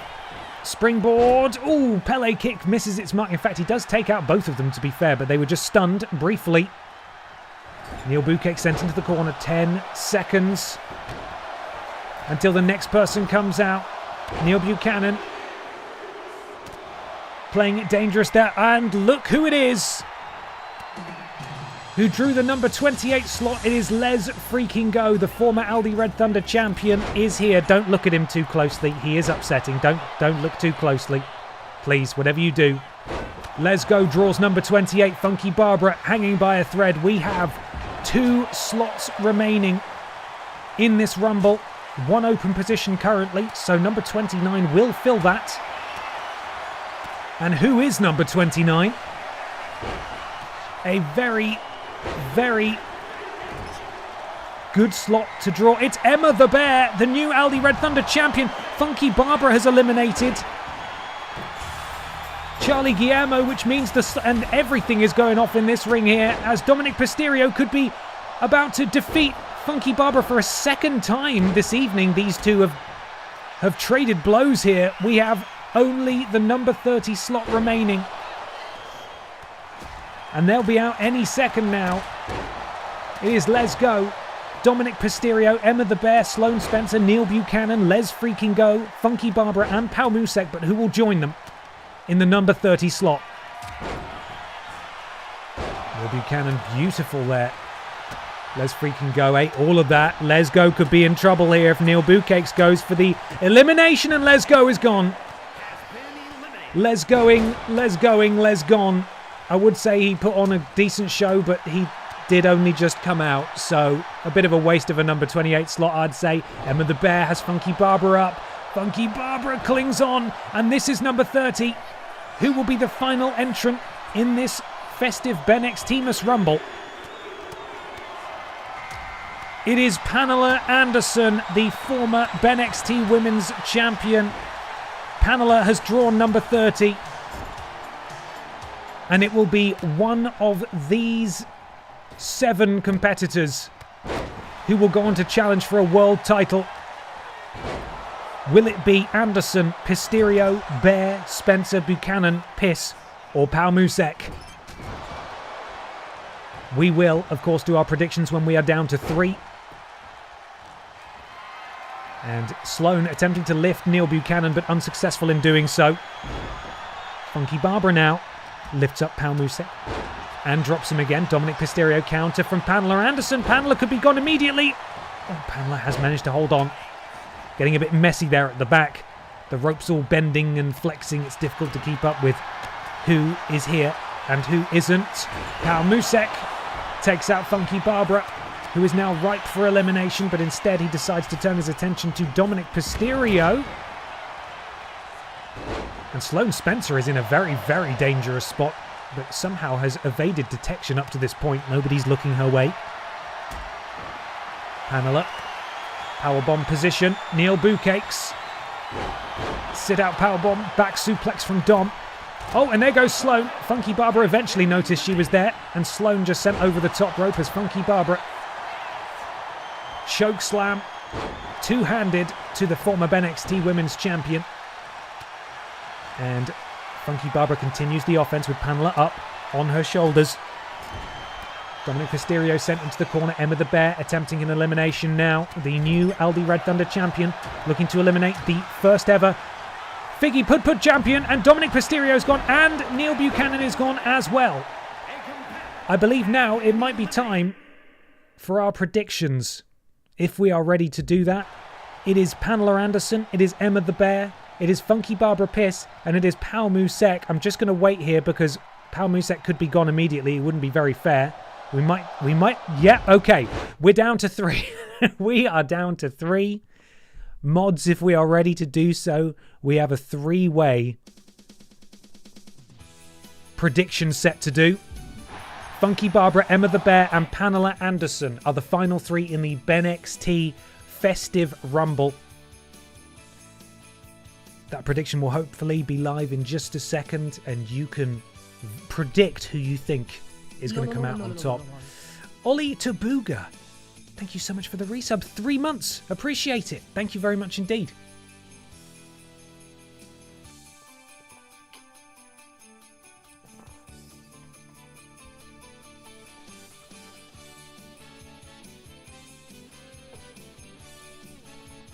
The predictions are now live. You have, I'm just waiting to see here. You don't have an awful lot of time to predict. You've got just over half your time remaining. Currently the odds-on favourite is Emma the Bear, the new Aldi Red Thunder champion. Funky Barbara, about half the amount of points. Pamela Anderson trailing behind that. It's a quick one. Get those points in. Funky Barbara almost level with Emma the Bear in terms of BENXT bucks wagered. Emma the Bear still slightly ahead. So it will be, as we close in on the end of this prediction set here, Funky Barbara leading the way. Emma the Bear slightly behind, and Pamela Anderson slightly behind that. Just over 120,000 BENXT bucks wagered here with Funky Barbara as the front runner. Predictions are now closed. Let's see how this one ends. The final 3 in this BENXT Festive Rumble. And Funky Barbara is up first. Pamela Anderson eats a piss warm stunner immediately, and that's not going to be good for Pamela, as Funky Barbara could throw her potentially straight out here. Emma the Bear attempting to play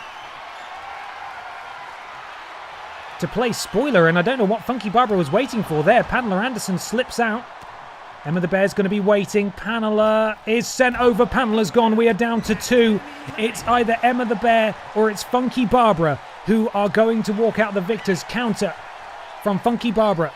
Barbara now looking to eliminate Emma the Bear. Emma the Bear. Oh, and Emma's gone. It's over really quickly as Funky Barbara Piss, unsuccessful in the Figgy Pud match earlier on, is the winner of the BENXTMAS Rumble.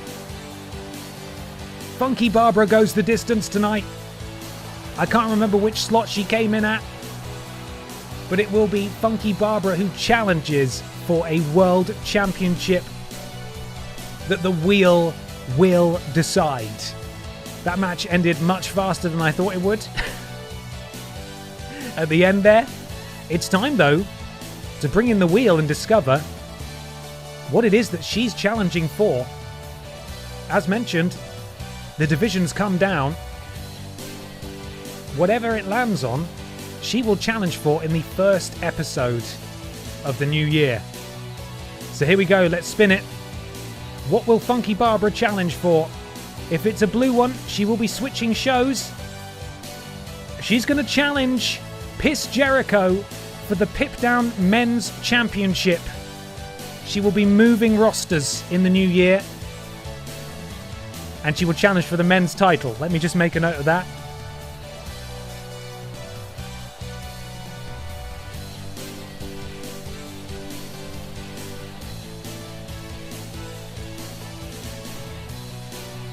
There we are. A big night for Funky Barbara, unsuccessful in the Figgy Pud match. It's a totally normal thing to say. But successful in the Rumble, crossing boundaries and genders. The walls have been broken down, which is rather appropriate because it is Piss Jericho who, lest we forget, breaks the walls down, that she will be challenging for his title. That's just BENXT though. I have a feeling that this stream might go slightly longer than usual tonight, and I should have accounted for that considering we managed to get Walrus Mania in just over 3 hours. But as long as we don't do another Bloodline match over on PIPDOWN, we should be okay, because there is another festive specific championship that needs to be defended as we move over to our second show. Get that wheel off the screen. There we go. So let's remind ourselves of the outcomes of the matches of this evening. The new Aldi Red Thunder champion is Emma the Bear. Michael Johnson defeated Fanny Kranick. Dominic Mysterio Dominic Mysterio and the Undisputed Era overcame Funky Barbara Piss and the Piss family to win the Figgy Pud Championship. Dr. Anal Hill and Silas the Dogboy finally toppled P-Volution to win the BENXT Tag Team Championships. And Funky Barbara Piss won the 30-person BENXT Festive Rumble. And now we move over to PIPDOWN for the Festive PIPDOWN show, which I will need to construct as we go, because you can only do it one week at a time. The Snarky Cynic, thank you for the subscribe. Welcome to the thickness. Appreciate you using your Prime sub here. Good evening to you. Hello, Plushy Labs Jennikin. You're just in time for PIPDOWN, or as it has been rebranded this evening, Pip Down the Chimney, big man. Pip down the chimney, big man. Yeah. So here is what the game wants us to do. Jericho versus Miller. A fatal four-way between Piss Stratus, the T-Virus, Jackanism, and Gollum. Chevrolet Matisse and Pippa the Cat. Leon S. Kennedy and Red Thunderman. And Cannon Appleboy and Jill Sandwich in the main event. But we're going to change all of this. We need to have our tables match up first.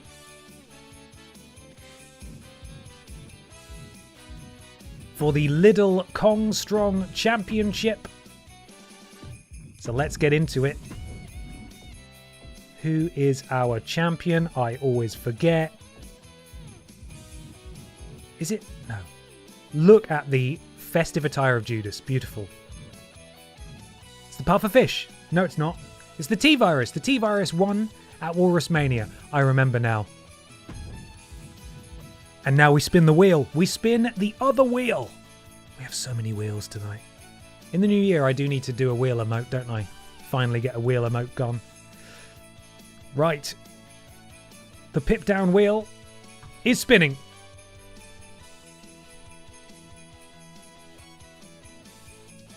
Red Thunderman has been called by the wheel to challenge for the Lidl Kong Strong Championship in this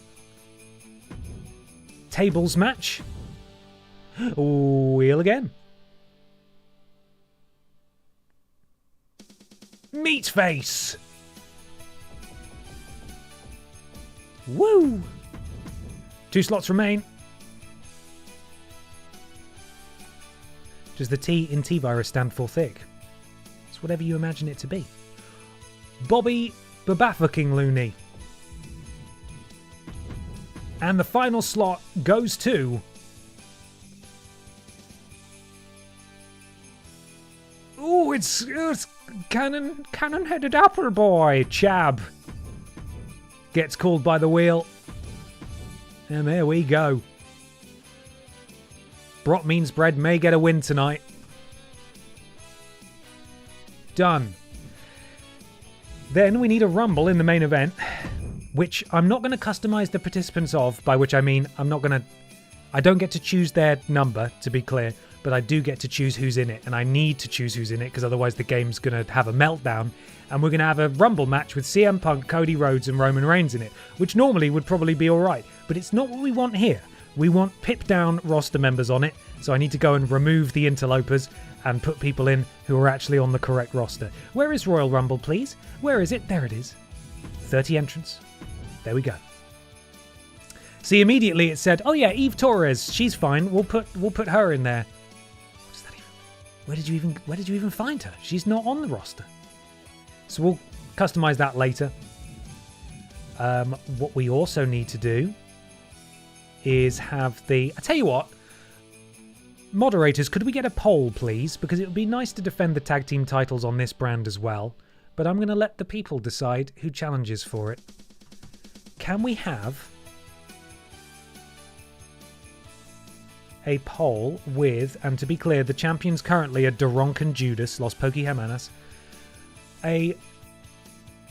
How many polls can we do? How many outcomes? Let's see. Oh, 1, 2, 3, 4, 5. Okay, we can have 5 outcomes. So, BB and Tina, Team Redunded, Santino Morello, P-Volution, or Lieutenant Hank Anderson and Connor. I'll say it again. I'm sorry. That's a lot to remember.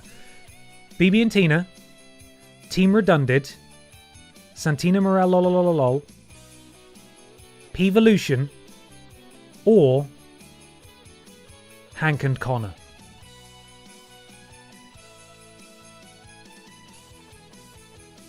Those are the 5. Those are the 5. Let's see. So we've got to have one normal match. We do need a festive match. Because I'm going to make it a one-on-one instead of a bloodline match. And we're going to spin the wheel for this one. Because the bloodline match took 10,000 years. So there we are. The poll is so big it doesn't fit on screen. Please vote now. Please vote now. Moving the poll up. Oh, we can only see... Yeah, we can see all of them. There we are. Vote away. You've got a couple of minutes.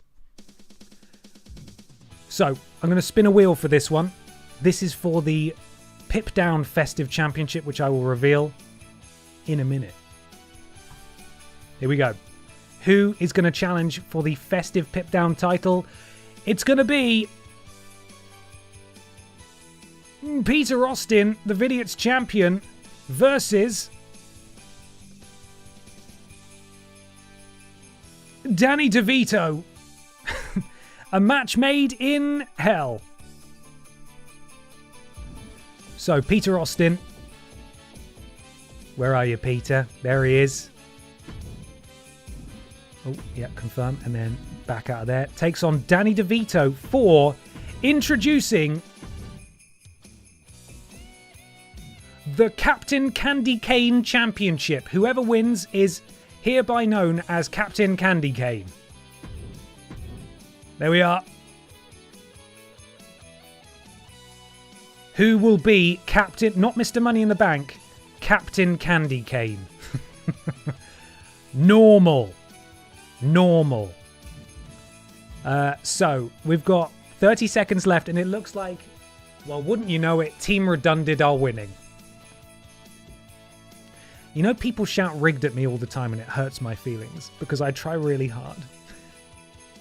But it feels like whoever voted in that poll is just giving people ammunition here. But Peter is not only going to be challenging to become Captain Candy Cane, but also, with 60% of the vote, to become Tag Team Champion. So here we go. Los Pokémonas will be defending the titles. If I can find them. What we got? We got Judas. And Doronk. Against Ben Potter. And Peter Austin. There we are. Very festive. Title is on the line. Can they do it? Can Peter become a triple belt holder? That's the question. Peter going into this as Vidiots champion. He could become tag champion as well. And then he could become Captain Candy Cane as well in the very next match. Absolutely ridiculous. Now, we should make this... Let's see. What should we do with this one? Let's make it something that's not going to last 6,000 years. Hey, what do you know? They all last 6,000 years. Let's go for an underground match. Knockout or submission. And we're going to... Oh, I didn't mean to do that. We're going to spin the wheel for this one as well. But any repeat names are going to be changed. So we don't have the same people over and over again. Which we already kind of do. Did I close the window? Oh no, did I close the window? No, I didn't close the window. What have I done? Oh, there we are. Okay, right, here we go. Who gets to leather each other for our entertainment? Meat Face has already been chosen, so we're going to spin again. Oh god, I thought it was going to land on Gollum. Thank god for that. Okay, we're fine. It's Commander Piss in an underground match against BB Blocksberg. There we go.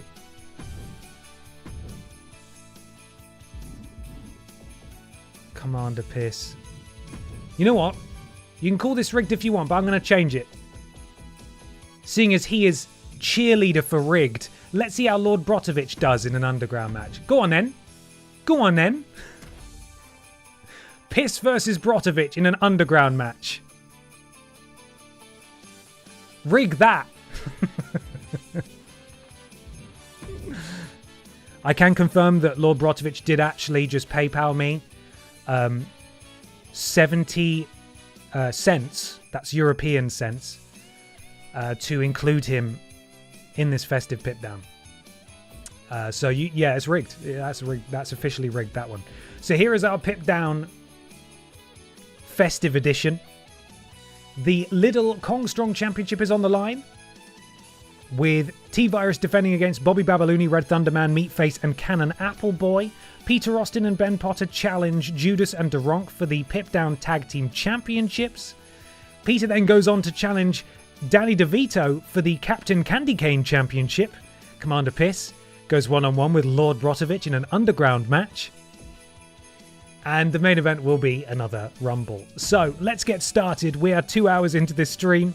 I need to eat my dinner at some point. But first up, we have the tables match. There we are. 70 cents is 50p when converted. They're playing Peter's Parlour Games. Oh no. Oh no. Amazingly, Pippa not on the festive edition of Pip Down. She could be in the Rumble though.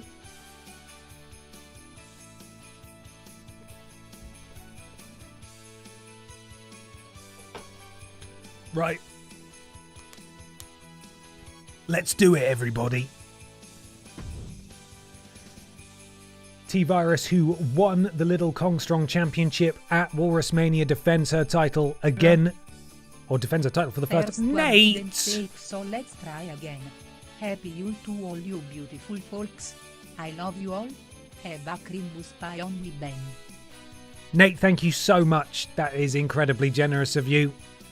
I will have a Crimbus pie, I promise. Thank you so much. And yes, a very merry festive to you all. Whether you celebrate Christmas or not, whatever your denomination or not. Just have a safe and happy rest of December.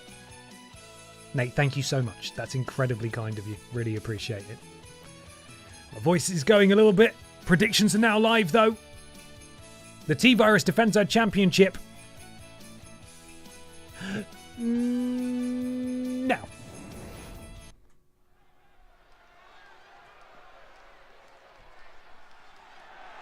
The following contest is a fatal five-way tables match. We get a glimpse of the festive Pip Down arena now. The Lucha Libre Stampede Total Championship. Pip Down the chimney, big man. There is the decoration on show. And out first for this tables match, it is Bobby Babafucking Looney with her Babafucking Loonies flailing around. Who allowed Aldi Red Thunder Man to compete for the Lidl Kong Strong title? Don't tell Aldi or Lidl, please. Don't tell them.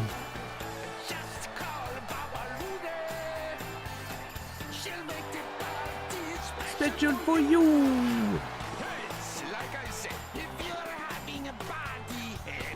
Bobby Babalooni is here. And you're absolutely right, a really controversial inclusion here. Competing for the first time for the Lidl Kong Strong Championship. It is the inaugural and longest reigning PIPDOWN men's champion, the Red Thunder Man. Imagine if Red Thunder Man wins the Lidl Kong Strong Championship. Just imagine the absolute scenes, as they say. Do they still say that? I don't know if they say that. I'm not entirely sure. Red Thunder Man, of course, dethroned by Piss Jericho, whom BENXT Rumble winner Funky Barbara Piss will be challenging in the new year. But we haven't seen the Red Thunder Man since, and a win tonight will be huge for his momentum. Getting back to winning ways, could well be in the Rumble later as well. Let's see. You say it, and that's all that matters. Thank you. Thank you very much. And watch your backs, everybody. Fresh off escorting Peter Austin to the ring at the Vidiots reunion stream. From Every Man's Nightmare, it is, of course, the Meat Face.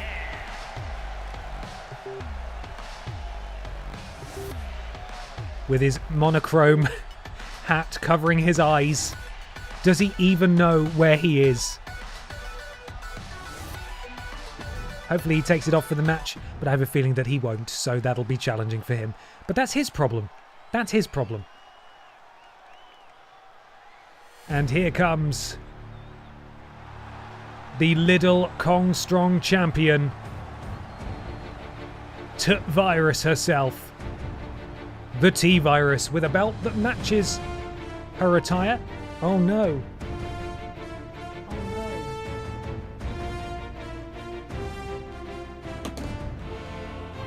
Huge news, by the way, guys. I bought myself a new controller for streams. So in the new year, we won't be having this problem.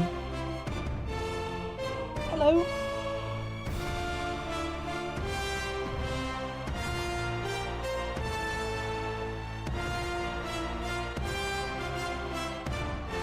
Yeah? People were asking about you.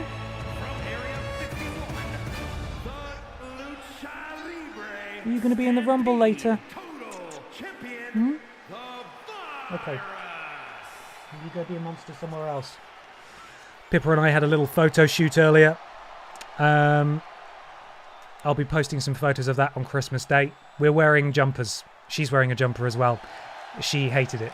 She doesn't like... We call it the sock because it is a bit of a sock. And Pippa does not like her festive sock. She does that cat thing where she sort of... just sort of folds in on herself like a turtle. But she looks wonderful. We took her out of the sock shortly afterwards. Final member of this Battle Royal. It is the little freak himself. Chab.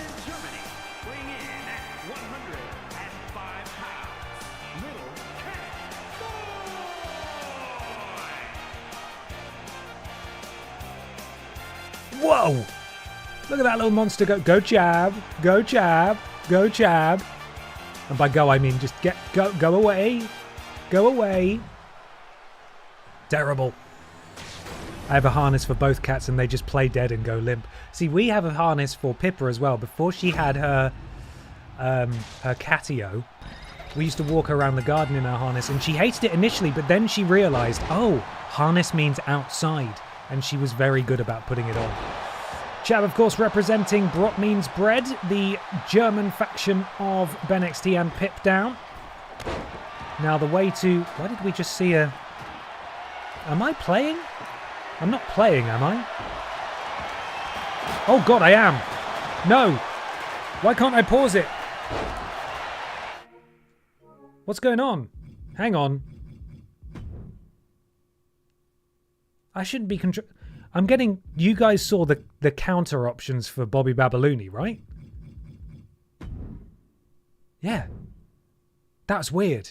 I think it briefly thought that I was playing as Bobby. I didn't do that. None of you saw me do that. Maybe it was me turning my controller back on after it turned off. Either way, Bobby is in control of herself now. Is that right, Bobby? Are you going to do stuff like... Yeah, Bobby is acting under her own volition now. I mean, how else could Bobby do that? It's not me, that's for sure. Fixed and rigged, new controller 2 OP. This is not the new controller. This is very much the old controller that is suffering. Is Bobby ever actually in control? Is Bobby not potentially a balloon creation of her own? Did Bobby inflate herself and it's a balloon with sentience? That's the question, I suppose. Now, a reminder, the only way to win this match is by putting someone through a table. First person to do so becomes the champion. And Chab is the first person to set up a table.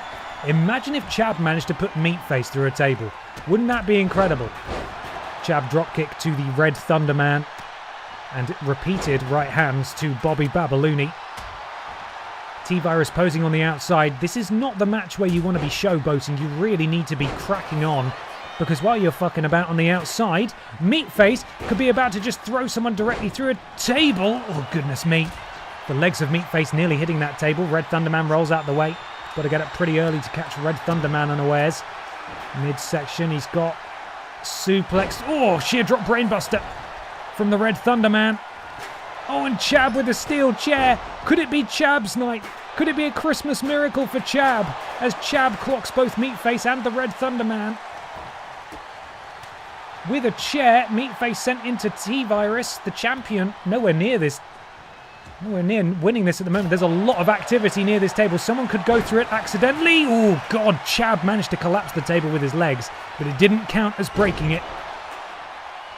Swinging neck breaker from Chab, and Chab sets up this table. Again, Chab clearly sent him in here with marching orders from Lord Brotovich and the rest of Brot Means Bread, but he just launched himself outside to hit absolutely no one.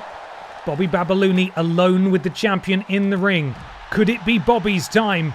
Bobby misses the table.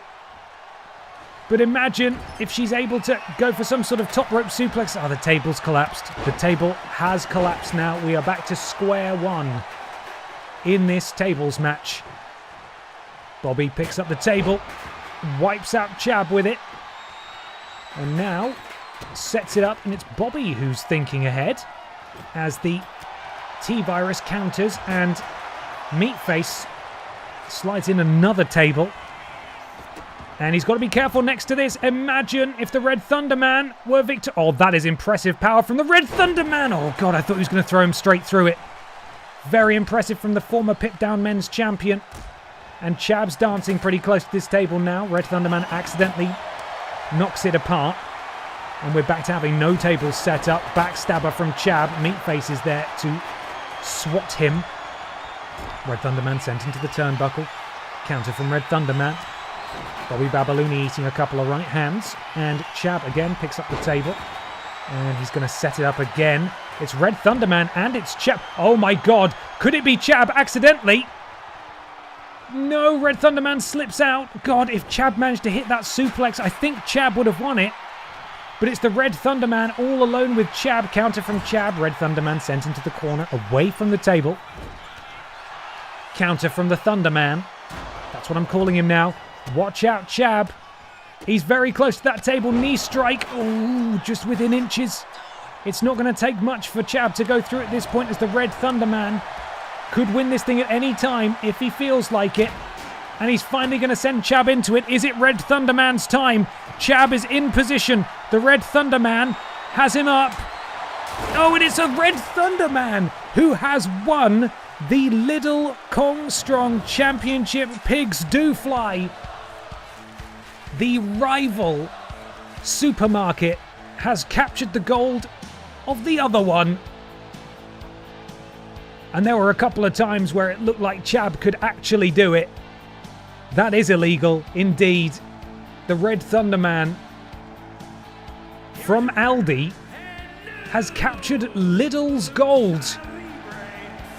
And he stands on the ruins of the table through which Chab was slammed. The Aldi Red Thunderman defeats the rest of the field to capture singles gold for a second time. This time it is the Little Kong Strong Championship. Congratulations to the Red Thunderman. Call that a hostile takeover. Indeed. I need to update my champions. I've totally forgotten what's happened.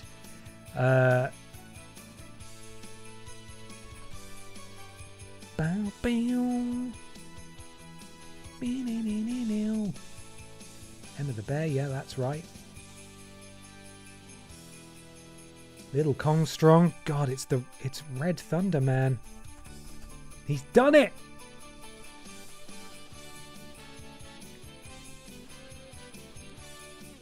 And Dominic Pisterio is the Figgy Pud Pud champion. In a minute, we will crown the first ever Captain Candy Cane champion. First up, though, Team Redundant get a crack at the gold. Unsuccessful at Walrusmania. But per the poll we just did, they have been voted #1 contenders. For some reason. So, Legally Different, Peter Austin and Ben Potter challenge Los Pokehermanos next for the PIPDOWN Tag Team Championships. Let's get going.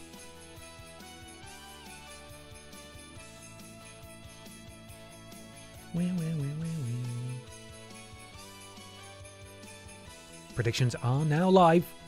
Please predict responsibly. Let's go.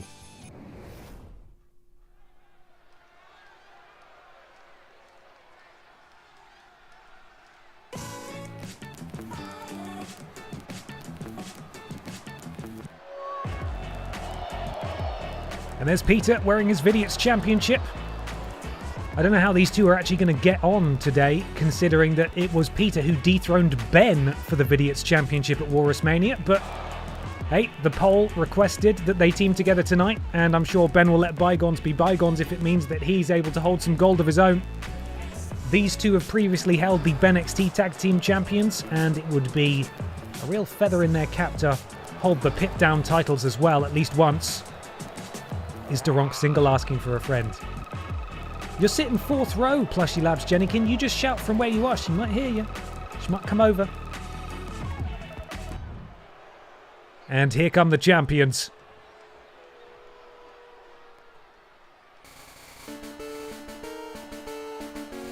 They ended the very, very long reign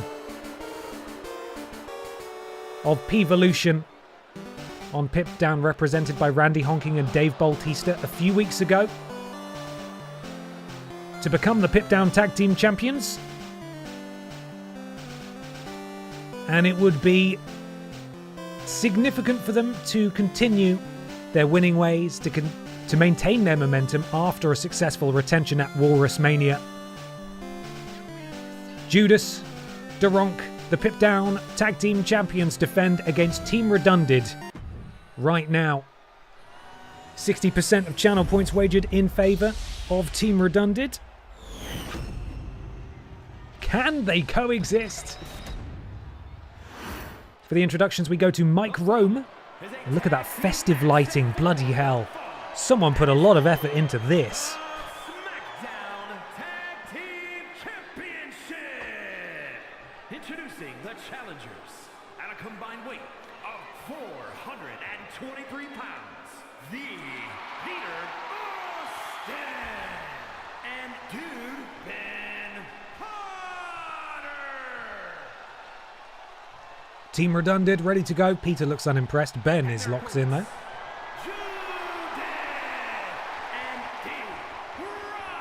Judas and Duronk, proud champions.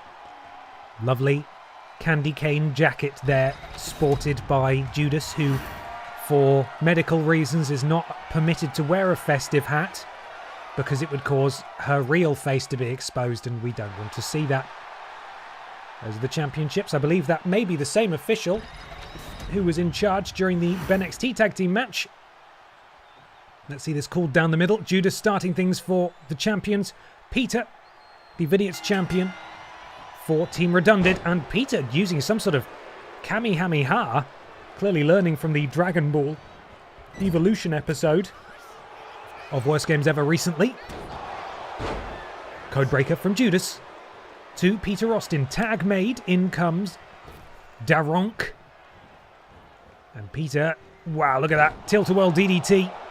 Drops one half of the tag team champions. Same rules apply to the BENXT tag team title match that we had earlier in the night. One person legal at a time. Tag made to bring in your partner.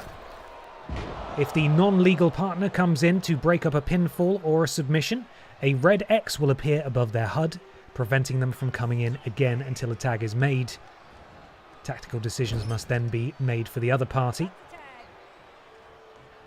where if they have a signature or a finisher, they'll want to hit one, go for a pin, have it broken up by the other team's partner, and then go for the finisher. And that same partner stood on the apron. All they can do is watch as the legal participant is pinned. That's usually how these matches go, but regardless, we continue. Daronk with heavy strikes to Ben Potter. Fresh off a disappointing loss at Walrus Mania. Michinoku driver, into the cover. Referee right there. On the account of one kick out. And Daronk picks up Ben Potter. No relation. And Ben, on the receiving end of these stone knee strikes from Daronk. Tag made, in comes Judas in a very festive jacket indeed. And if you're really skilled, you can come in and kick the opponent to break it up and nothing happens. Mr. Black did do that a couple of times. Yes, that is true. A very particular set of skills. Oh, Ben Potter, despite his best efforts, was not able to evade that from Judas. And the tag champs are looking pretty good in this one. As Ben sent back into enemy territory. Tag made. We're going to see a piece of tag team offense here. Ben sent into the ropes. Big back body drop there from the champions as Ben dives into the tag. Practically dives through the referee for that one. And Peter, the Vidiots champion, legal again for Team Redundant. Judas sent tumbling to the floor. Surprised with her body made of stone that she didn't actually just go straight through that ice. I'm not sure if anyone's going to do that. That is clearly a rope break. There's a foot on the ropes, but the referee still counted it. Kick out at one, though, from Peter. And Judas again with those strikes to the face of Team Redundant. Peter potentially looking to be on the receiving end of some tag team offense if a tag is made, and here it comes. Judas now in. Peter sent into the ropes. Double shoulder tackle to Peter Austin. Peter's down. Judas, springboard moonsault, but Peter Austin somehow sliding along the ring. Maybe the ring is made of ice as well. Not entirely sure. Judas sends Peter back into that corner. Tags. Frequent and fast for the PIPDOWN Tag Team Champions.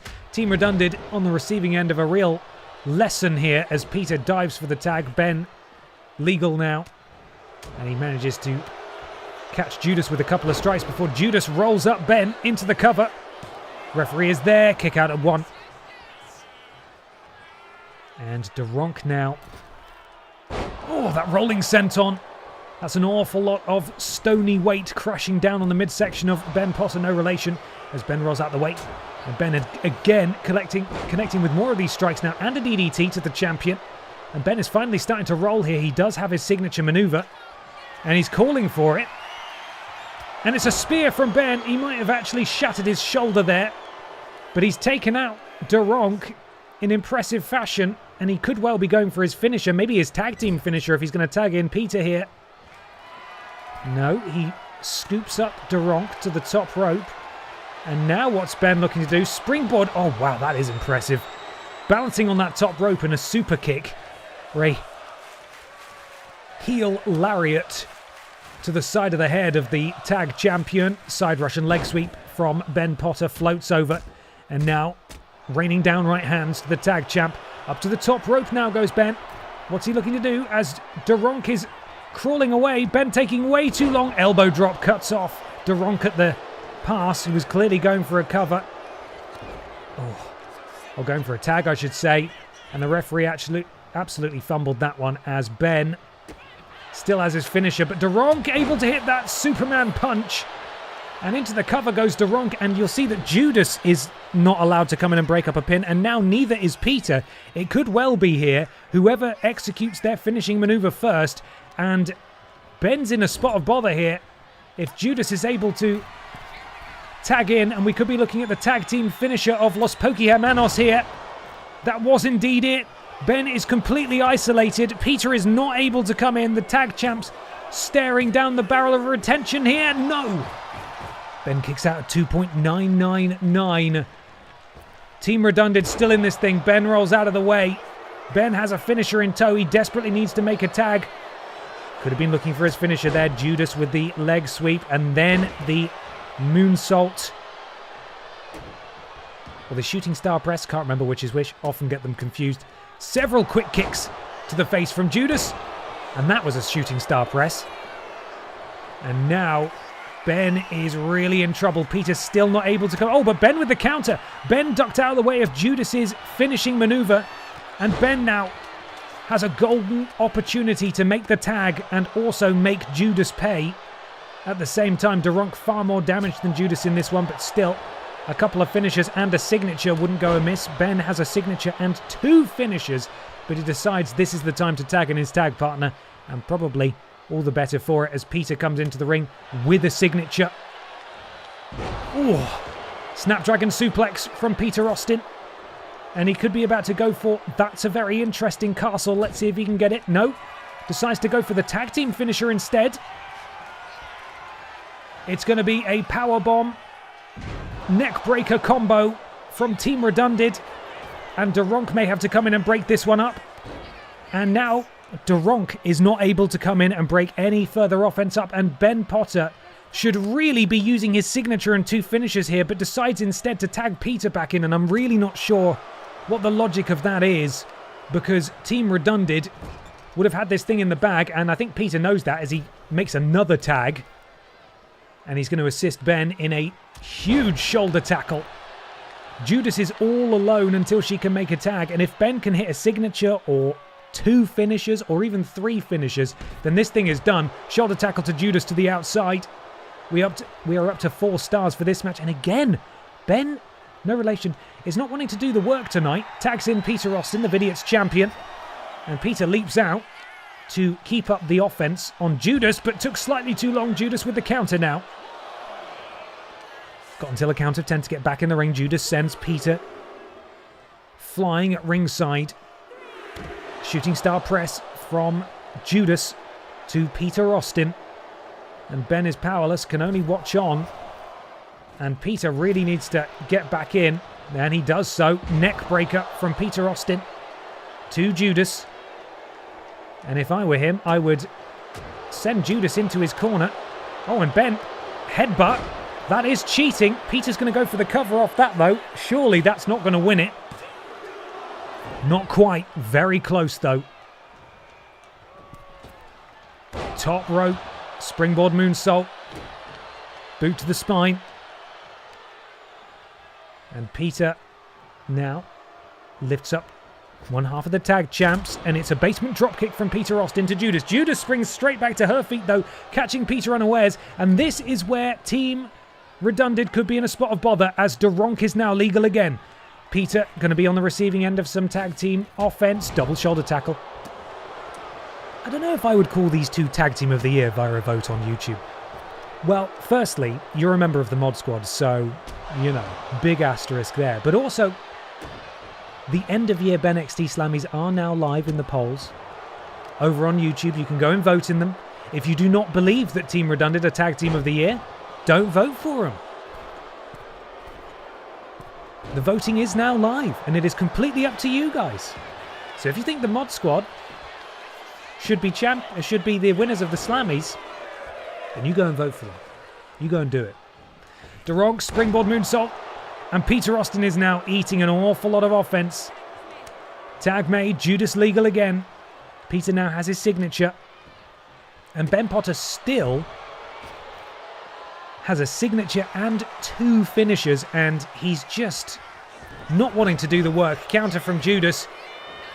Peter sacrificed some of his signature bar to stand up early, and it has not paid off for him, as very festive Judas is making Peter Austin pay.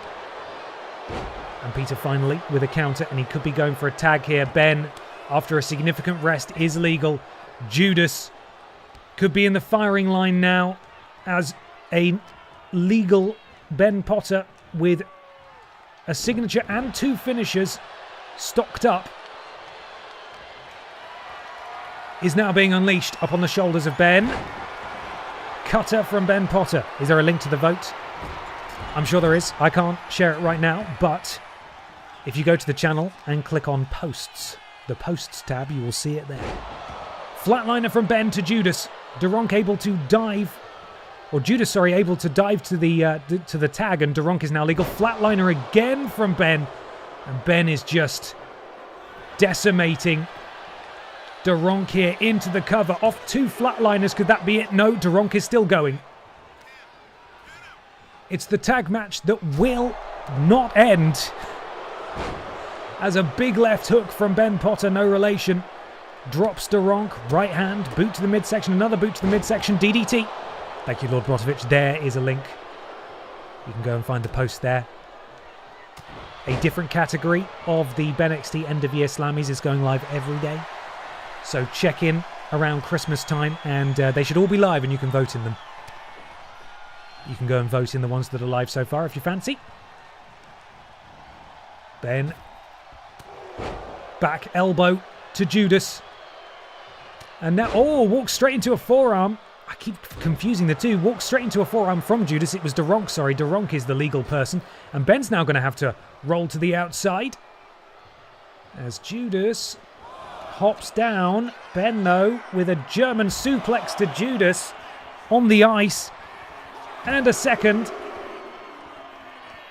Oh, and Duronk has seen enough. Ben now has 3 finishers. I'm not sure we've actually seen anyone with 3 finishers before. But Duronk has 2 finishers, and I think Ben could be walking straight into one here. This could be the pokey knee. And the pokey knee lands flush on the outside. Lord B not being in Superstar of the Year is a crime. Listen, if I had the option for unlimited slots for the poll, you best believe everyone will be in. But I don't. We're up to a 10 count. No! We're up to a 9 count. Is it going to end in a count out? Ben, you need to get back in the ring. Oh, Judas. Sorry, Duronk. Why can't I remember their names? Duronk just breaks the count. That nearly ended in a count out, but Duronk decided she wanted to win it in a legitimate fashion. This is getting... I don't know how this match is still going. This is ridiculous. Duronk with a double elbow to the spine of Ben, who is still down on the outside, and Duronk showing off her parkour skills as she jumps back and forth. Repeated kicks to the face of Ben. 7 count now. Could it end up in a double count out? They have difficulty navigating the stairs a lot of the time. We're up to a count of 9. What are they doing? No!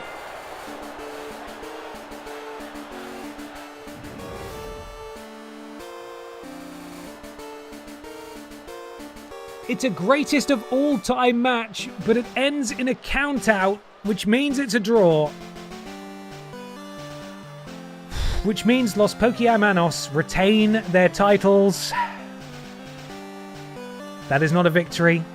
Channel points will be refunded. That is what an immensely disappointing way to spend 15 minutes. Duronk did not know how to put Ben back in the ring. I thought for a second we were going to get a count-out victory a minute ago when we basically got to a 10 count and she decided to dive out of the ring. And then it ended in a count-out. Anyway, disappointing way to end that title match, because really it could have gone either way. We must continue though. Peter Austin may not be a double champion after that match, but will he be a double champion after this one? Could he become Captain Candy Cane as he takes on Danny DeVito for the Captain Candy Cane Championship? Peter Austin versus Danny DeVito is up next in a festive championship match. My voice is gone. It's gone. Alcohol will help. That's the spirit. That has a double meaning.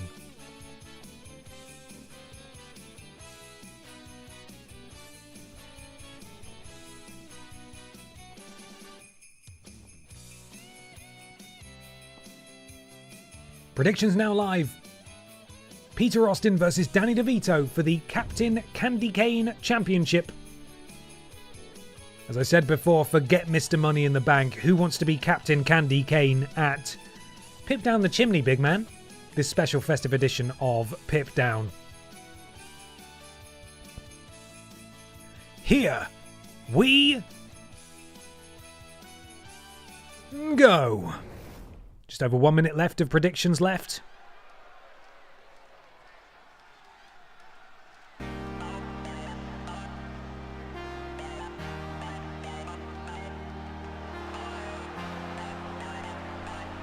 I don't know where his custom video's gone, because he did have one. It's scheduled for one fall, and it's for the Classic Continental Ring Championship. Making his way to the ring from Yorkshire, England, weighing in at 195 pounds, the undisputed Internet Television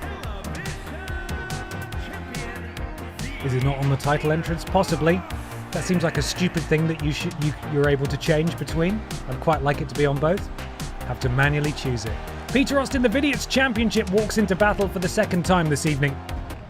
Looking to grab himself a second championship. But he meets this man, the Trash Man.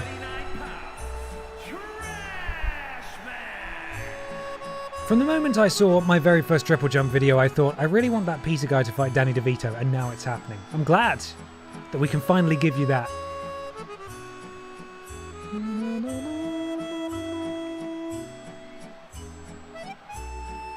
Danny DeVito is here at Pip Down the Chimney, big man. And here is that beautiful Captain Candy Cane Championship. Dominic Pisterio was the winner of the Figgy Pud Pud title match over on BENXT. And there is the title we're competing for here. Peter's ready. Danny DeVito is ready. Here is the tail of the tape. Peter Austin, obviously current Vidiots champion. He is a former BENXT Tag Team champion. And that's all. Danny DeVito is a former Pip Down Lidl Kong Strong champion. Both men have held singles titles. Only one of them currently holds a singles title.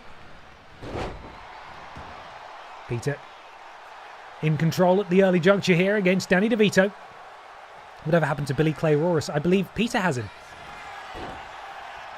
Peter rolled up by Danny DeVito. Kick out at nothing. Yeah, you can see him in the background when Peter and I have done Worst Games Ever streams. He's on one of the shelves, I think. Duck down from Danny. Oh, Danny way too early with that back elbow. Peter, boot to the midsection. Grabs a hold of Danny. Double underhook.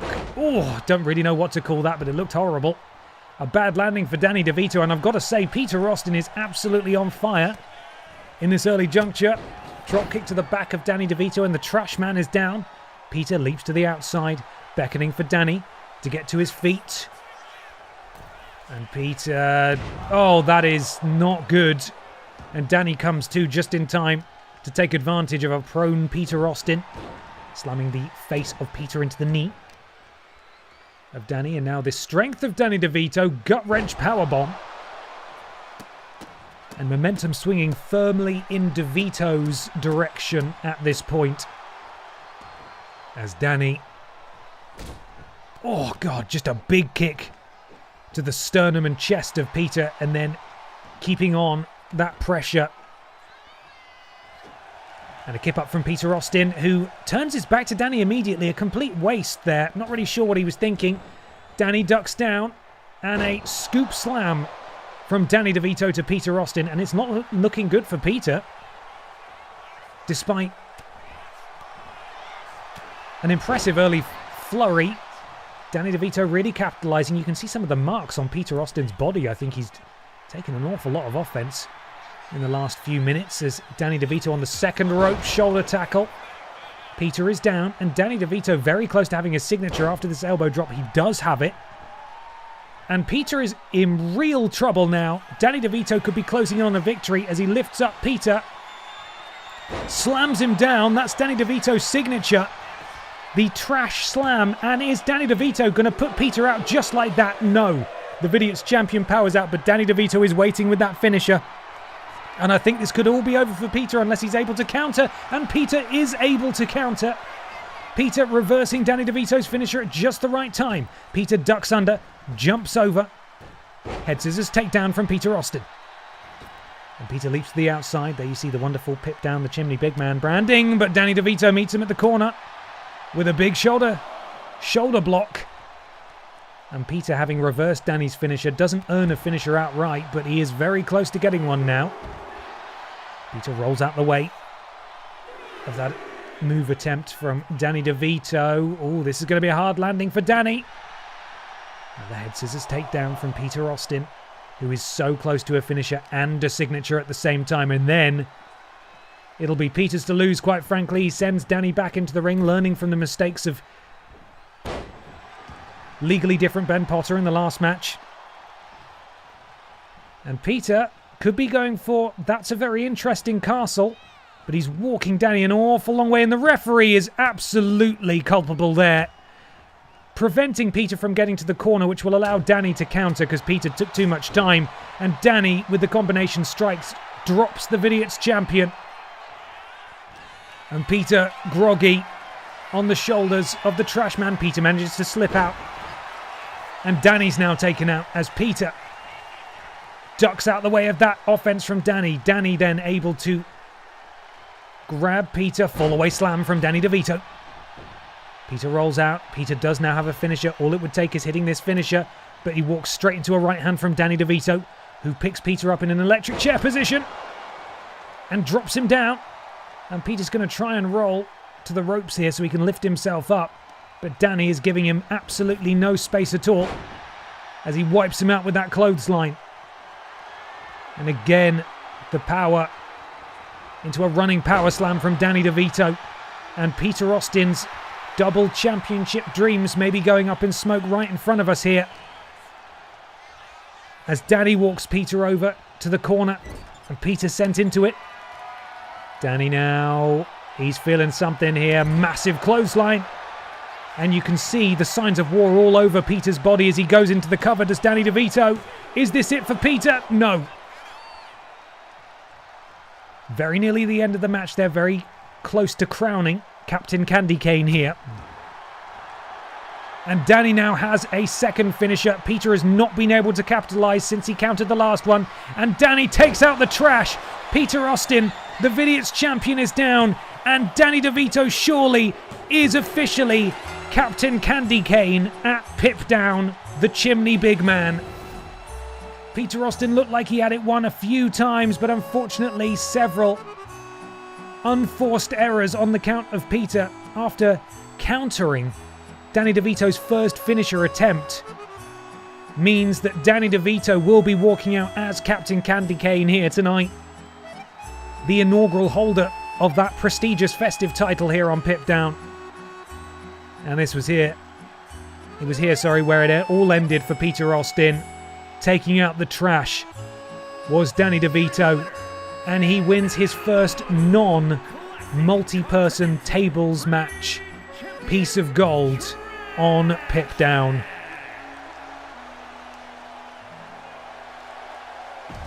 He will carry that into the new year. And indeed next year's PIPDOWN the Chimney Big Man championship match. Poor Peter. He had an opportunity tonight to become a triple champion, but he walks out with just the one championship. Still pretty good, I would say. Still pretty good. Up next, put your money where your mouth is, Brozovic.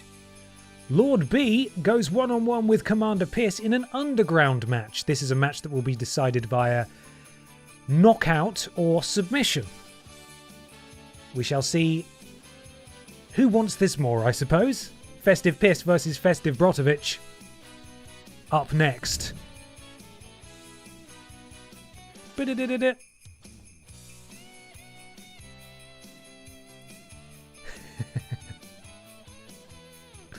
Why am I in this? Please help me. You want to be too vocal in the chat there, Lord B. I'm going to just put you in a match where you get beaten up. But you could win. Just copying what your character's doing. Could win. You could win. Let's do this thing. Lord B, the odds-on favourite for sure. But can he do it?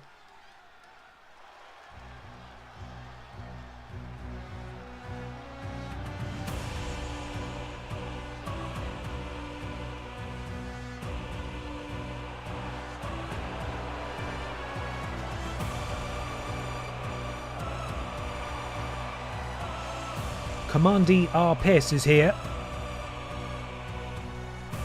We know she's good with a space rifle, but how is she at hand-to-hand combat? She has won championships before.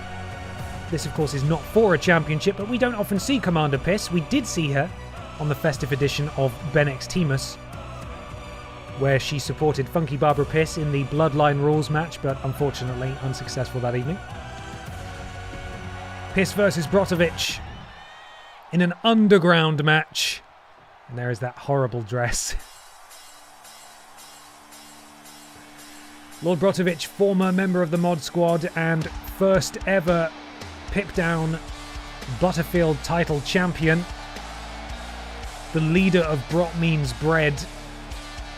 I was thinking if the Bloodline match didn't take too long, we could have had another Bloodline match between P-Volution and Brot Means Bread, but that would take 6,000 years. So this is what we're doing instead.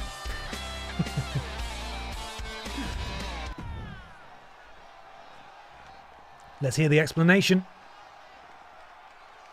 Let's look at the explanation.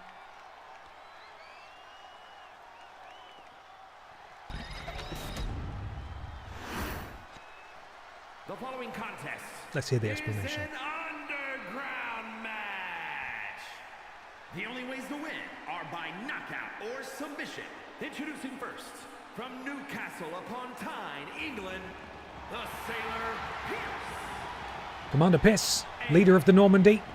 From Munich, Germany, weighing in at 230 pounds, Lord Brotovich. Lord Brotovich, Mod Supreme, the catering champion. And we are underway. And it's Lord B with the early offense here. So you're only able to win this via knockout or submission. Submission is obvious. Knockout will occur when the sort of health bar here, it goes through green, it goes through red, and once the red is down to the bottom, it says danger. And if you hit a big move like a signature or a finisher when it says danger, you will knock them out. And Commander Piss is feeling it.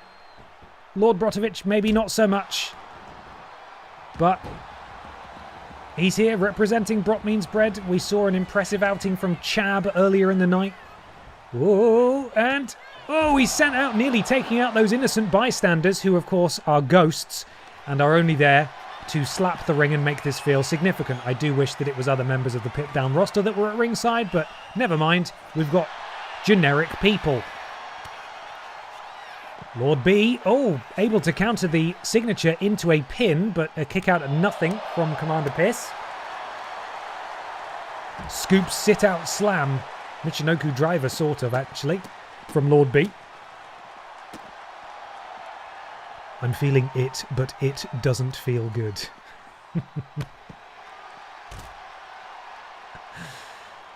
Lord B. Hyperextending the hip of Commander Piss. That she needs that hip to fly spaceships, and he knows that all too well. Double axe handle to the back of Commander Piss. Commander Piss is down. Lord Brotovich with an impressive flurry of offense here. He really has taken control. He should get her back in the ring. It will be a little bit easier for him, and he does so. Referee hops back up as well. Boot to the midsection. Clubbing blow to the back. Referee getting in the way, as always. Elbow drop to the thigh, and just punching the side of the knee, actually. The ghosts of Christmas then, now, forever. Big splash from Lord B, and he has the former wide champion in a bit of a difficult position here. Counter from Commander Piss. Oh, and Lord B ducks out the way. You know what? He might have heard everything we had to say tonight. Whoa, he's teetering on the edge, and it's a belly-to-belly suplex will send Lord B to the outside. Lord Brotovich does have his signature maneuver. If he hits that and then his finisher, he could win this thing, but he needs to get the first strike here. And he's not. I don't know what we're looking at. I think this is meant to be a bear hug, but she's like breaking the shoulder of Lord B. Lord B able to power out of it, and this is his opportunity to hit his signature. And Commander Piss, I think, countered it, actually.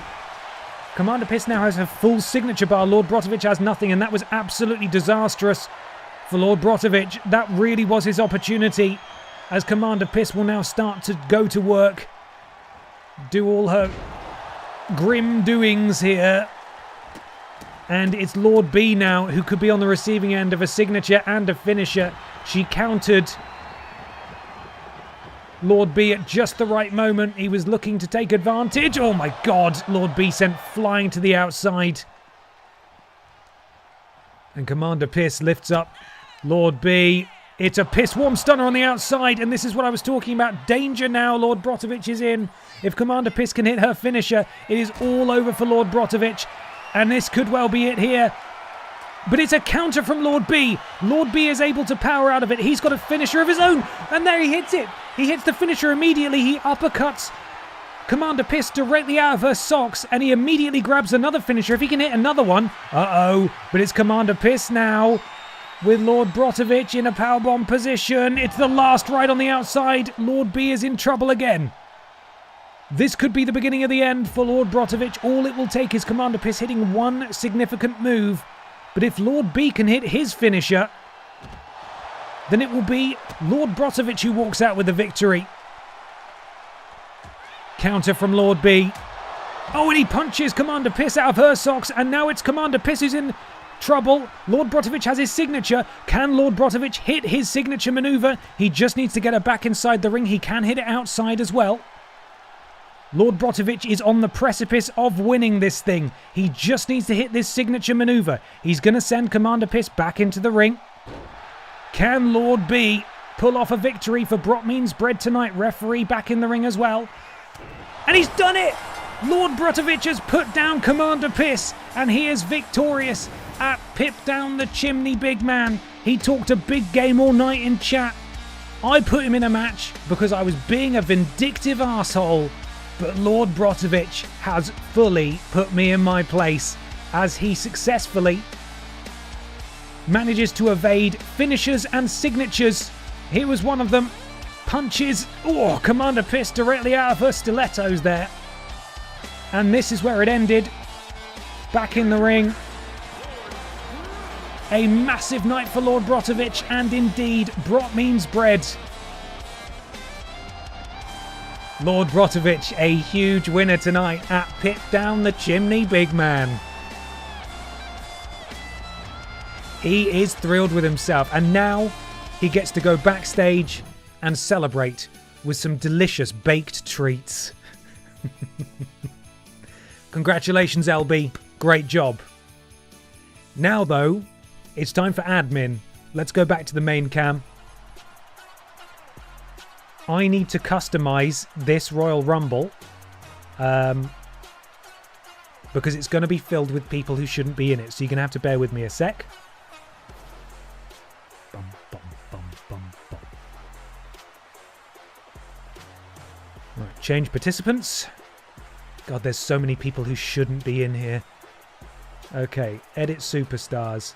1, 2, 3, 4, 5, 6, 7, 8, 9, 10, 11, 12, 13, 14, 15, 16, 17, 18 people in this match are not on Pip Down. Stop it, alright? Stop that. Okay, let's get some people in here.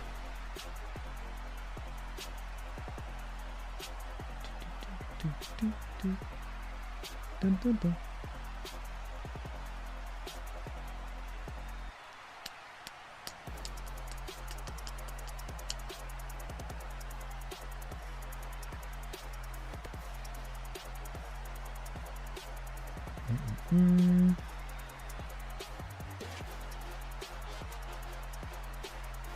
Okay. Right. I think I've got them in. I'm going to save it. I'm going to save it. And then I'm going to save it. And then I'm going to go back in and make sure they're there. Bear with me. Edit matches. Edit match. Customize participants. There we are. Stolen victory from the jaws of defeat. If that's intentional, phenomenal. Love that. Really good. Okay, I think we're good. In fact, is this person on this roster? Let me just double check.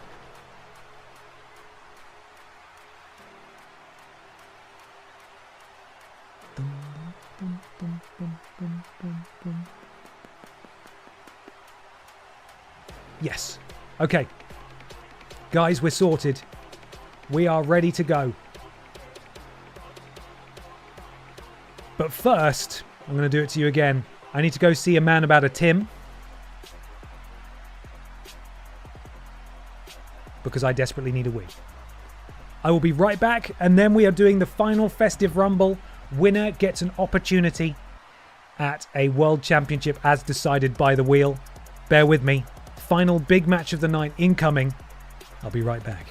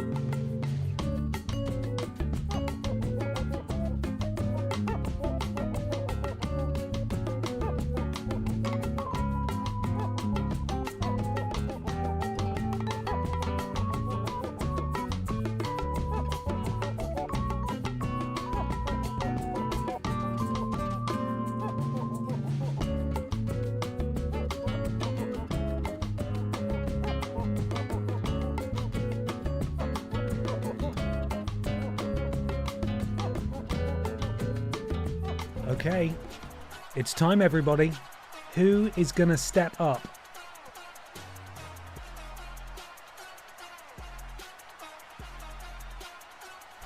Bow, bow, bow.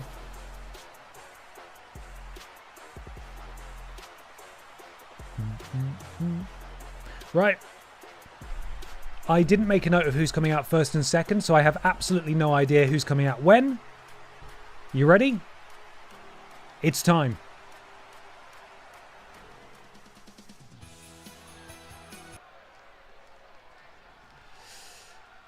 Who's drawn number one? The following is the Royal Rumble match. Now, the two superstars that drew number 1 and number 2 will start the ring at the same time. Other superstars will join in the order they drew. This will continue until all 30 superstars have entered the ring. Eliminations occur when you are thrown over the top rope with both feet landing on the floor. That's how it works. The last superstar in the ring will be declared the Royal Rumble winner and will go on to face the champion of their choice at WrestleMania. No, at the first pit down of the new year. Who's first? Oh God, who is this? Oh no, who's this? Who drew number 1? Oh God, it's Legally Different Ben Potter. That is a rough slot to draw. Nearly became PIPDOWN Tag Team Champion tonight, but then didn't because he got stuck outside and couldn't get back in. But imagine if he managed to go all the way to the end. He won't, but imagine if he could. Ben Potter drawing the very unfortunate number 1 slot in this match. Yoicks. But who drew the equally terrible number 2 slot? It is... Oh, I know this one.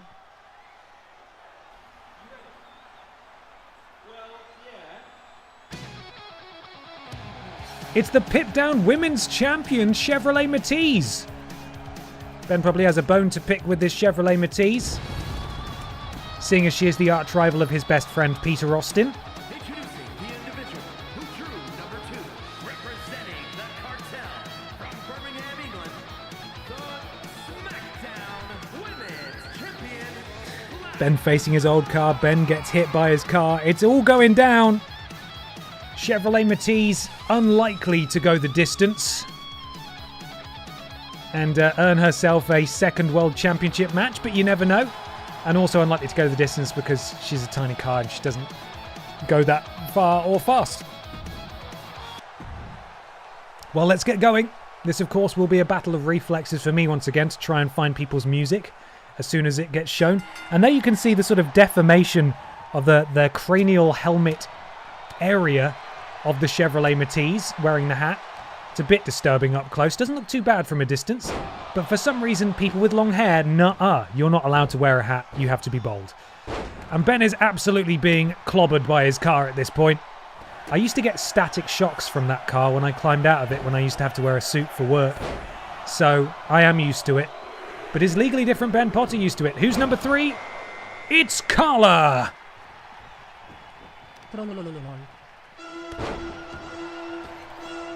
Carla is here, also sporting that fresh, bold look. But doesn't she have a lovely festive hat?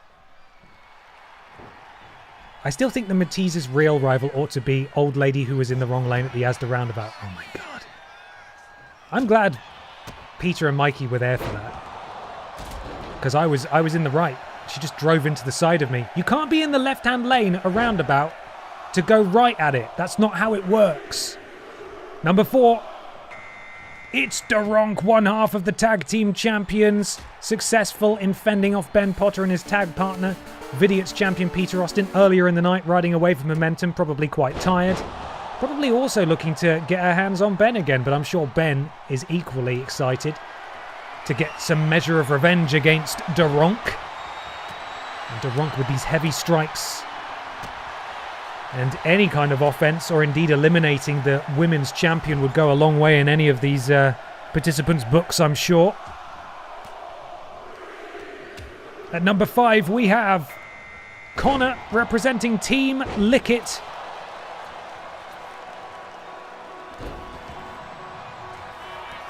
And he'll bump straight into Ben, which is a bit embarrassing, but that's fine. Able to come to his senses. Suplex sends Ben across the ring.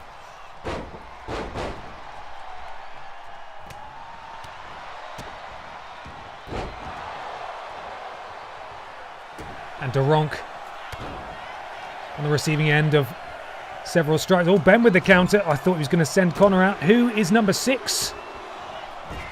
That would be Paul Schnauzer. Do not ask me to explain him. I simply won't do it. The villainous, problematic, maybe Paul Schnauzer makes his Rumble debut. Up into a powerbomb position for Connor, with nowhere to send him except face first onto the ropes. And the Chevrolet Matisse drops Carla as Ben Potter turns his attention to Carla as well. Big kick connects with precisely nobody. Number 7 coming out in just a second. No eliminations thus yet. Thus yet? Sure. Oh no!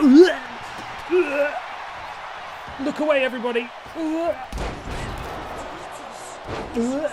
It's Gollum. Gollum's here. Nobody look at Gollum, please. Oh god, his festive hat is Gollum's skin coloured. Oh, terrible. And Gollum taking it to Ben Potter, which is, double punishment, quite frankly. Big German suplex from Ben, no relation to Gollum. And we're about to fill the 8th slot here. Rolling neck snap from Connor to the Chevrolet Matisse. 3 seconds until the field is full. It's Alexa Piss representing the Piss family.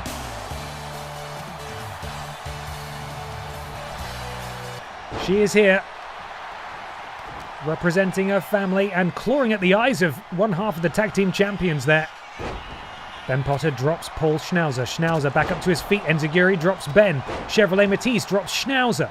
Carla sent for a ride by Duronk. Alexa Piss. Wheelbarrow arm drag. And look at that deep 6 there from the Chevrolet Matisse to Paul Schnauzer. And Paul Schnauzer's time in this Rumble could be limited. That is the Chevrolet Matisse's signature maneuver. Schnauzer clinging on. And I think Ben actually prevented Schnauzer from being eliminated there. So you're welcome, Paul, I suppose. And Carla, nearly eliminated, but not quite. We're still yet to see an elimination here, as Carla is able to fight back into it. And, Connor's been stunned by something, I'm not sure what. He's just sort of standing there groggily. No one's taking advantage. Would be a great time to eliminate him, as Ben locks eyes with Gollum. Doesn't like what he sees, but unfortunately Gollum attacks him. Counter from Ben. And Ben now... backbreaker to Connor. Alexa Piss sent into the corner. Boot to the midsection from Ben. In the background, Gollum potentially on the end of an elimination attempt. Duronk nearly eliminated in the foreground, and Gollum's nearly gone. Schnauzer about to eliminate Gollum. Gollum is gone. The wretched freak has disappeared. We don't have to look at him anymore. Mercifully, Gollum has been eliminated. Put him out of your mind. Forget what he looks like. We don't need to see him anymore. See you later, Nate. Thank you so much for being here. Have a good rest of your day, my friend. It does now mean that we have a slot available for whoever comes out next. Number 1 and number 2, Ben and the Chevrolet Matisse are still in this thing. Golluminated. Shut up. Ben with Duronk on the ropes. He could be getting that revenge I mentioned if he can eliminate one half of the tag champs. He's got her over. In fact, he's eliminating her through the middle ropes. We've seen this shenanigan before. It's when someone who is quite short is on the receiving end of an elimination attempt. Oh, goodness me. Alexa Piss nearly eliminated outright. Chevrolet Matisse trying to get rid of Alexa Piss. Schnauzer back in this thing. Oh, and there goes Alexa Piss. We have 2 spaces free. The Badger Special, precisely. Oh, Chevrolet Matisse nearly went. Manages to get back in, though. It's Sergeant Pacitti of Adam's family. Is number 9. Oh, who did we just lose? Connor's gone. Connor's been eliminated. Meaning we still have 2 slots available. Chevrolet Matisse able to counter Paul Schnauzer. And Sergeant Pacitti countering Ben Potter, no relation. Oh, Duronk sent straight over the top rope. She's clinging on, though. Could she stay in this thing? Paul Schnauzer in the corner. Oh, Chevrolet Matisse cuts off Sergeant Pacitti, almost certainly going for an elimination there. Uh-oh! Sergeant Pacitti, I think, is about to be eliminated by the Chevrolet Matisse. Choke slam.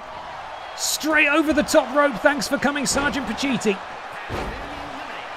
A reminder that if you have a finisher in a match of this type up, you can use it to get an instant elimination, and that's what the Chevrolet Matisse decided to do there.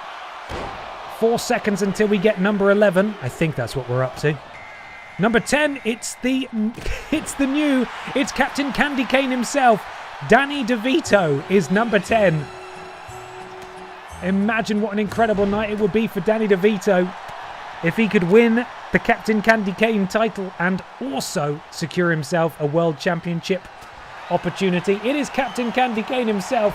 The Chevrolet Matisse immediately looking to eliminate him as Duronk marches Paul Schnauzer to the ropes, and Paul Schnauzer is gone. Duronk with the instant elimination. Beautiful there from Carla. Dropping one half of the tag champs. Who is number 11? It's Hideo Kojima. Fuck, what do they call them? What do they call them? That's all he gets. Ladies and gentlemen, Hideo Kojima is here. Ben Potter came in at number 1. Chevrolet Matisse at number 2. They are still in this thing. And they're going at it as the Chevrolet Matisse, gets punched in the face by Ben. And now Ben trading blows with Danny DeVito, who defeated Peter Austin, Ben Potter's tag team partner, earlier in the night. It's been a rough night for Team Redundant. Chevrolet Matisse sent over the top rope, and here comes Leon Skennedy. Blocky Leon is here. Leon, the freshest man in this match. Curb stomp to Danny DeVito, Captain Candy Cane himself. Leon looking to get rid of Ben. Spins him round. Oh my goodness me. Knees directly to the face of Ben. As Carla, I think, has been eliminated there by Hideo at the back. Danny DeVito looking to make short work of Blocky Leon, who's clinging on. Moonsault. And out comes Sparkles.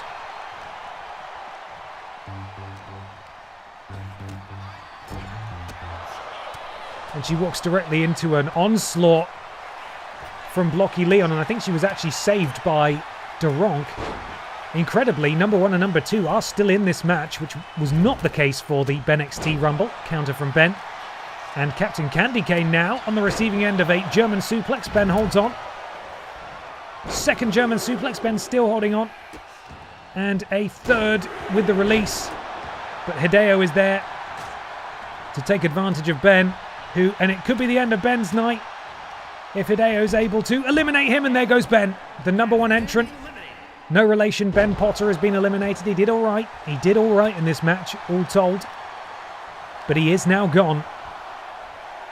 And Duronk has been eliminated by the Chevrolet Matisse. Who is out next? At number 14, it is Biker Barbara Pierce. There we go. Who just got eliminated? I didn't even see it. Who went? They haven't even stood up yet. Oh, it was Danny DeVito. And there goes the Chev. Oh no, there goes Leon. Oh God, it's so hard to keep track of. Leon and Danny DeVito have been eliminated. Captain Candy Cane is gone. Incredibly, the Chevrolet Matisse is still here. Biker Barbara Pierce. A reminder that she was the winner of the Women's Royal Rumble a few months ago. She knows how to win these, but when we saw that happen on BENXT, James Jenkins came out and was eliminated immediately. Immediately. Number 15, it is the other half of Adam's family. Pachiti Dust is here. And he's met by Sparkles. Grabs a leg, clotheslines Sparkles. Chevrolet Matisse, the PIPDOWN Women's Champion, is still here. I'm not sure how. Hideo attempting to eliminate Biker Barbara Pierce. Sparkles turning her attention to the PIPDOWN Women's Champion. Sparkles full head of steam. Oh my goodness. And at number 16, it is the Elimination Chamber winner, Brian Michael Bendis. That is an incredibly dangerous maneuver there from Hideo Kojima. Please ban him. Please ban him. Brian Michael Bendis snap suplex to Pachiti Dust, and then head scissors takedown to Hideo Kojima as the Chevrolet Matisse doesn't go for an elimination. Instead just looks to deal some damage to Sparkles. 8 seconds until we have another person here. BMB completely misses with whatever that was. Pippa the Cat makes her festive debut. Who did we just lose? Oh, it was Hideo. Hideo is gone as Pippa the Cat, sporting her festive antlers, arrives and immediately attacks Sparkles. She drops Biker Barbara Pierce. Brian Michael Bendis has been eliminated by the Chevrolet Matisse, who is still in here. An incredible display by the Chevrolet Matisse, the PIPDOWN Women's Champion, in at number 2. Still clinging on here as Biker Barbara destroys. Oh, and look who's straight out after her. It is Pippa's mum. It is the Drinks Fairy in at number 18. Will she be here to support her daughter? No, she won't. Every woman for herself. And the Drinks Fairy looked like she was immediately going to attempt an elimination on her daughter. But it's Pippa the Cat who counters, and it's potentially the Drinks Fairy here who's on the receiving end of an elimination attempt. No. Pippa ducks out the way. You don't like to see a family fight like that, and Sparkles might have provided the distraction to allow these two to actually get on the same page. Disco Gary is at number 19. And he immediately goes after the Drinks Fairy, who counters. Drinks Fairy also had a very, very impressive outing in the Rumble. She got the most eliminations. I think it was 6 eliminations when we saw her last time in a match of this type. Very impressive indeed. Chevrolet Matisse still going. Out next, I believe we have number 20. 30 members of this match, of course. 10 remain after this. That's maths for you. Pachiti Dust taking out Pippa the Cat. But look who it is. It is the PIPDOWN men's champion, Piss Jericho. Much like the Chevrolet Matisse, he would love to secure... Oh, and there goes Pachiti Dust. He immediately eliminates Pachiti Dust, but then gets absolutely clobbered by Biker Barbara Piss. Chevrolet Matisse and Piss Jericho in this match, potentially if they're winners. Piss Jericho is gone. Pisco Gary takes out Piss Jericho practically as fast as he arrived to the ring. It's just the Chevrolet Matisse again then, I suppose. If Chevrolet Matisse... And Sparkles is gone. If the Chevrolet Matisse goes the distance, she will challenge for a second world title. She could be the first ever competitor on any brand. First ever person on the roster to hold 2 world championships at the same time. Chevrolet Matisse, Pippa the Cat, the Drinks Fairy, Disco Gary, and Biker Barbara Piss are your current competitors. 8 seconds until we see the next person. Who is it going to be? Number 21, it is Jill Sandwich, the former Butterfield title champion, Lord Brozovich's favourite. Huge choke slam to the champion from Disco Gary and Pippa the Cat. Helping out. Chevrolet Matisse is so hurt at this point that if you throw her near a rope, she's going to go over it. She's going to go right over it. Counter from Biker Barbara. I thought the Drinks Fairy was about to disappear there, but Biker Barbara is trying her best to eliminate her. Can Pippa's mum hold on as we welcome number 22 to the ring, and that is another member of the villainous Piss stable, Piss Stratus. Drinks Fairy still here. Chevrolet Matisse! Oh my god, I don't know how she clung on. She managed to avoid Jill Sandwich's attempted elimination DDT from Jill Sandwich.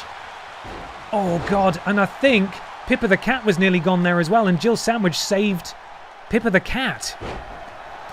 Crikey, it's all heating up here towards the end. Pippa the Cat attacking her own mother. You hate to see it. Does happen though. You know what cats are like. Rules Boss, who I understand is wearing very, very special festive attire tonight. Let's get a look at it. Oh, that is very festive indeed, Rules Boss. The Yuletide... Oh, there goes Piss Stratus. The Yuletide green and red of Rules Boss, eschewing the usual purple and gold for one night only. Piss Stratus is gone. Only a few slots remain in this Rumble. Once again, we are entering the territory where every single match, every single entrant has pulled a very lucky number indeed. I've just been informed that if Pippa is the one who eliminates the Drinks Fairy, then she can go and stay with Andrew and Joanne early. She's just going to be shipped off tomorrow. Get out of our house. Spinebuster from the PIPDOWN Women's Champion. Rules Boss has nearly eliminated Biker Barbara Piss here, and there goes Biker Barbara.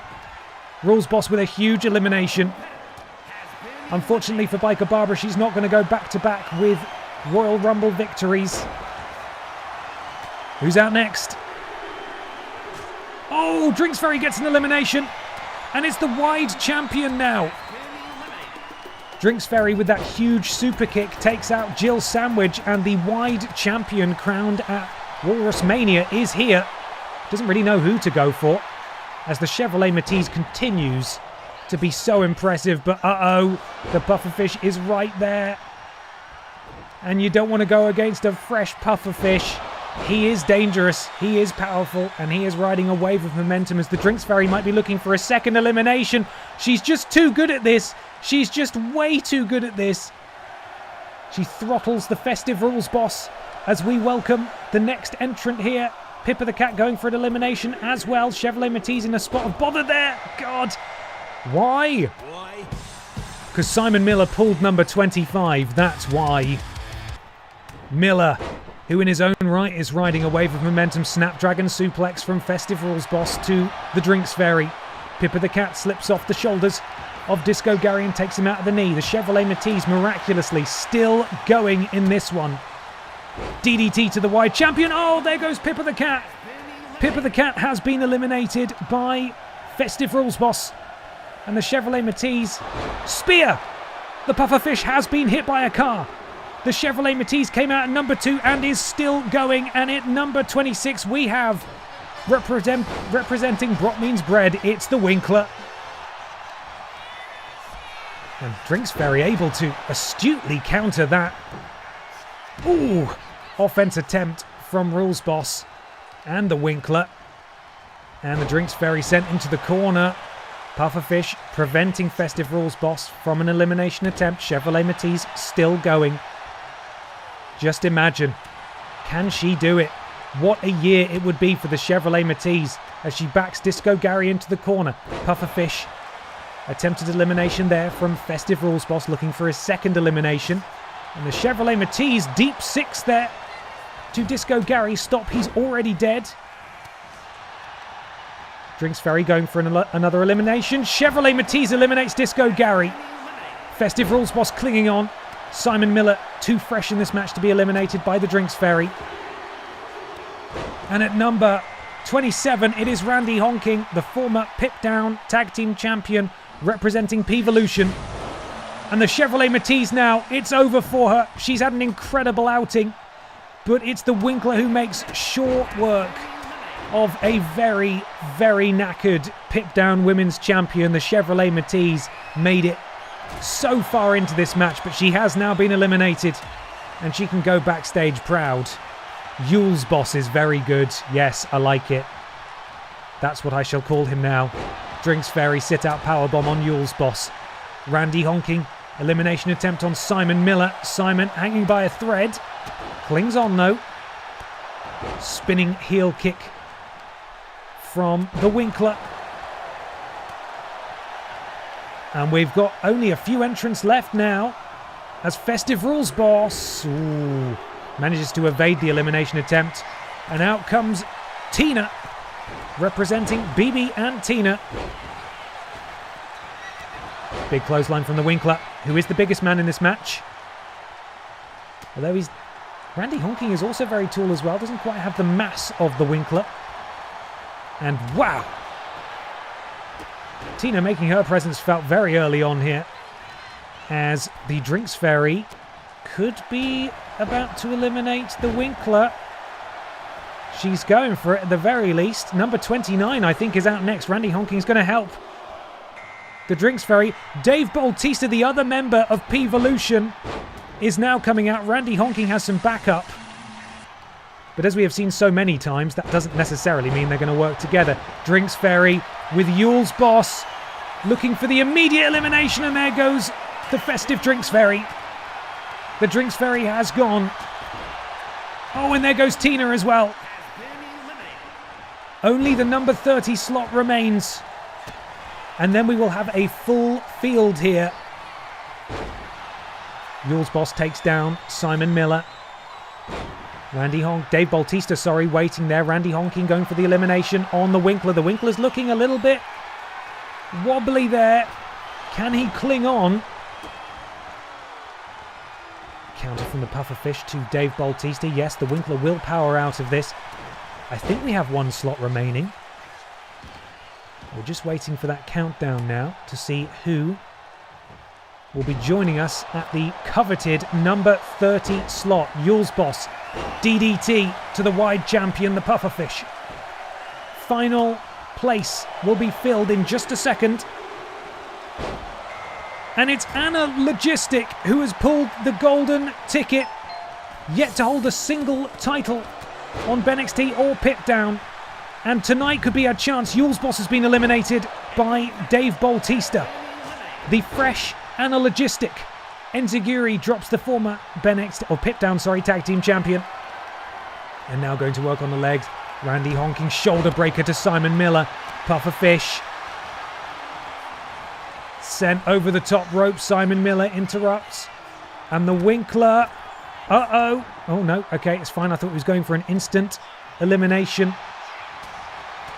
But Dave Bautista with the repeated right hands. Bossman slam to the wide champion. And a logistic really just wailing on Simon Miller, and the Winkler will take advantage.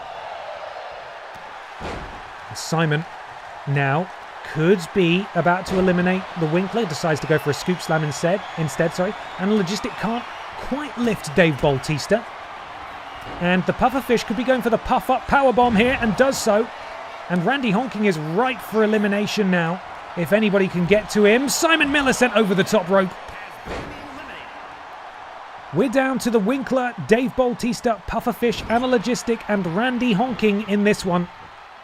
And Anna Logistic took too long taunting in that corner. The Winkler saw her, made a beeline, and Anna Logistic, despite drawing number 30, could be eliminated next.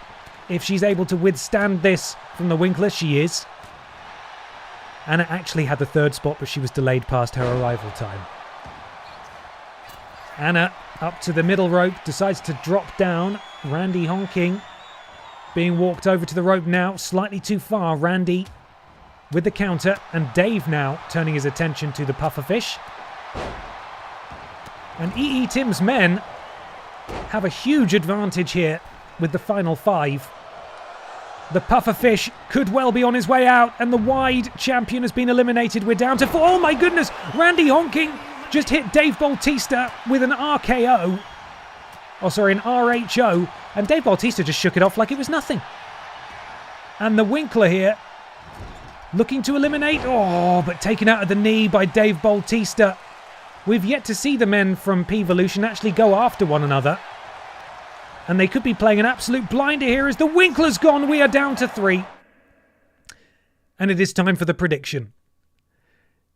E.E. Tim and his merry pissin' men have a stranglehold on the final 3 of this tournament. By which I mean Rumble. We have Randy honking, we have Dave Bautista, and we have Anna Logistic. It's a rough final 3. A rough final 3. But who's going to go the distance and who is going to challenge for a world title? There will be predictions live in just a second.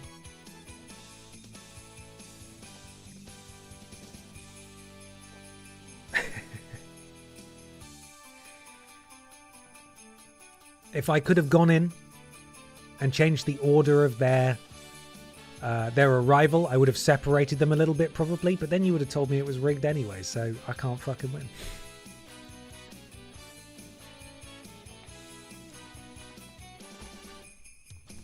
Okay, it's all come down to this. Predictions are now live. Randy honking, Dave Bautista, Anna Logistic. You've not got long, just over half the time remaining. Randy honking, the odds-on favourite. Dave Bautista and Anna Logistic, level pegging so far. Imagine if it's one of the P-Volution boys and the wheel picks E.E. Tim. That's the question. What will happen to P-Volution if it's a member of his own family that challenges him? Only a fraction of time remaining. Randy honking, 35,000 BENXT bucks. Dave Bautista, 25,000. Anna Logistic, 22,000. Dave Bautista's just hopped to 40,000. Okay. Predictions are now closed. Here we go, everybody. Let's do it. Let's see who's going to win. Belly to belly. Suplex. And now the men from P-Volution look at each other. And turnabout's fair play. Randy honking gave Dave Bautista an RHO and a Bautista bomb to Randy now. Anna is there, but oh, she just walks straight into a big boot. Anna straight back up to her feet. Big Dave. Back. Suplex. No, just puts Anna down face first. That's not nice at all. Anna does have her finisher though. She could use that if indeed she gets one opportunity to do so. Sent into the corner by Dave. Randy now. Oh, God, I thought he was going for an elimination. This might be vintage Randy honking. That drapes DDT. And he's hit it. And Anna Logistic, what's she doing? She's taunting. Anna, get your head in the game, man. Get your head in the game. Randy taking way too long as well. And actually, this could work out for Anna as... No, Anna, you just prevented Dave from eliminating Randy. What are you doing, Anna? Anna with a basement dropkick and Anna's standing tall.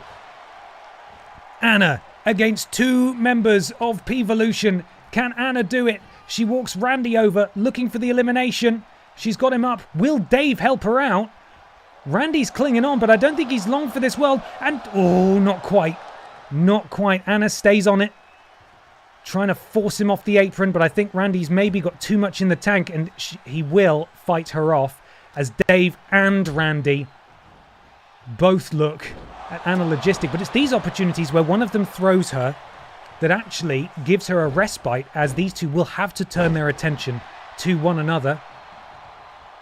Anna back to her feet. Dave maybe looking for the spear, and Anna doesn't want to be there, and Dave takes out Randy again. Are we seeing the implosion of P-Volution before our eyes? Anna still stood tall and, raking the eyes of Big Dave Bautista.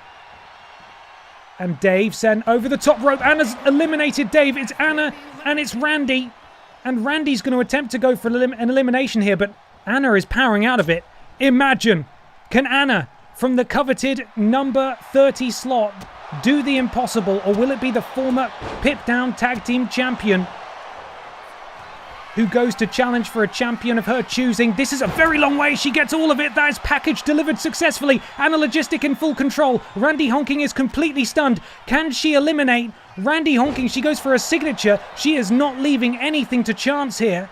She's hit him with a finisher, she's hit him with a signature, and Randy Honking, she just needs to get him over the top rope. She has him on the ropes, and she super kicks him out, and it's Anna Logistic that will be challenging for a championship of the Wheel's choosing. Anna has defeated both members of P-Volution in spite of not ever winning anything in her entire life. Yes, she drew the number 30 slot, but it's Anna Logistic who wins the PIPDOWN Festive Rumble, and she's just calling to let you know that she's a couple of streets away, mate. Is that okay? Are you near the front door? Anna Logistic played an absolute blinder there. She wins the Festive Rumble, and it's time to spin the wheel to find out what it is that she will be challenging for on the first PIPDOWN of the new year. Now, a reminder, if it lands on a BENXT title, she will be moving to BENXT. Here we go.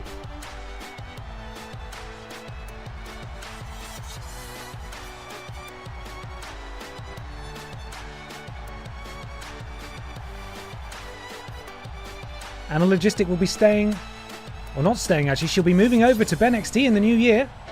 Yeah. You have done a truly impressive amount of admin for this event, and it's all turned out great. I'm glad you enjoyed it. Thank you, Iron, very much indeed. So Anna Logistic wins the PIPDOWN Festive Rumble and challenges for the BENXT Women's Championship in the first BENXT of the new year.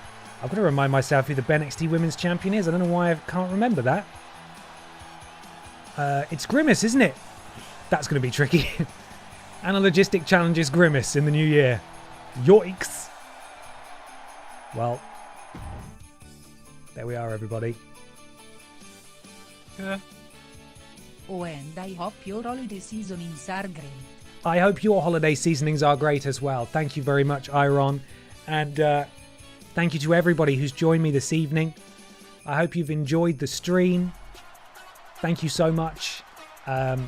This concludes BENXT for 2025. We'll be back on the 7th of January with these two title matches that we've just decided. And I will be live tomorrow at 4 p.m. with the last of Batman Arkham Oranges, and then live at 11 a.m. on Tuesday with Pokémon, and then on the 29th at 10:30 it will be my big charity stream. Do come along. If I don't catch you before the big festive day, I hope you have a fantastic time. if indeed you celebrate, and if you don't, I hope you have a very safe and chill week. But I will catch as many of you as possible tomorrow morning.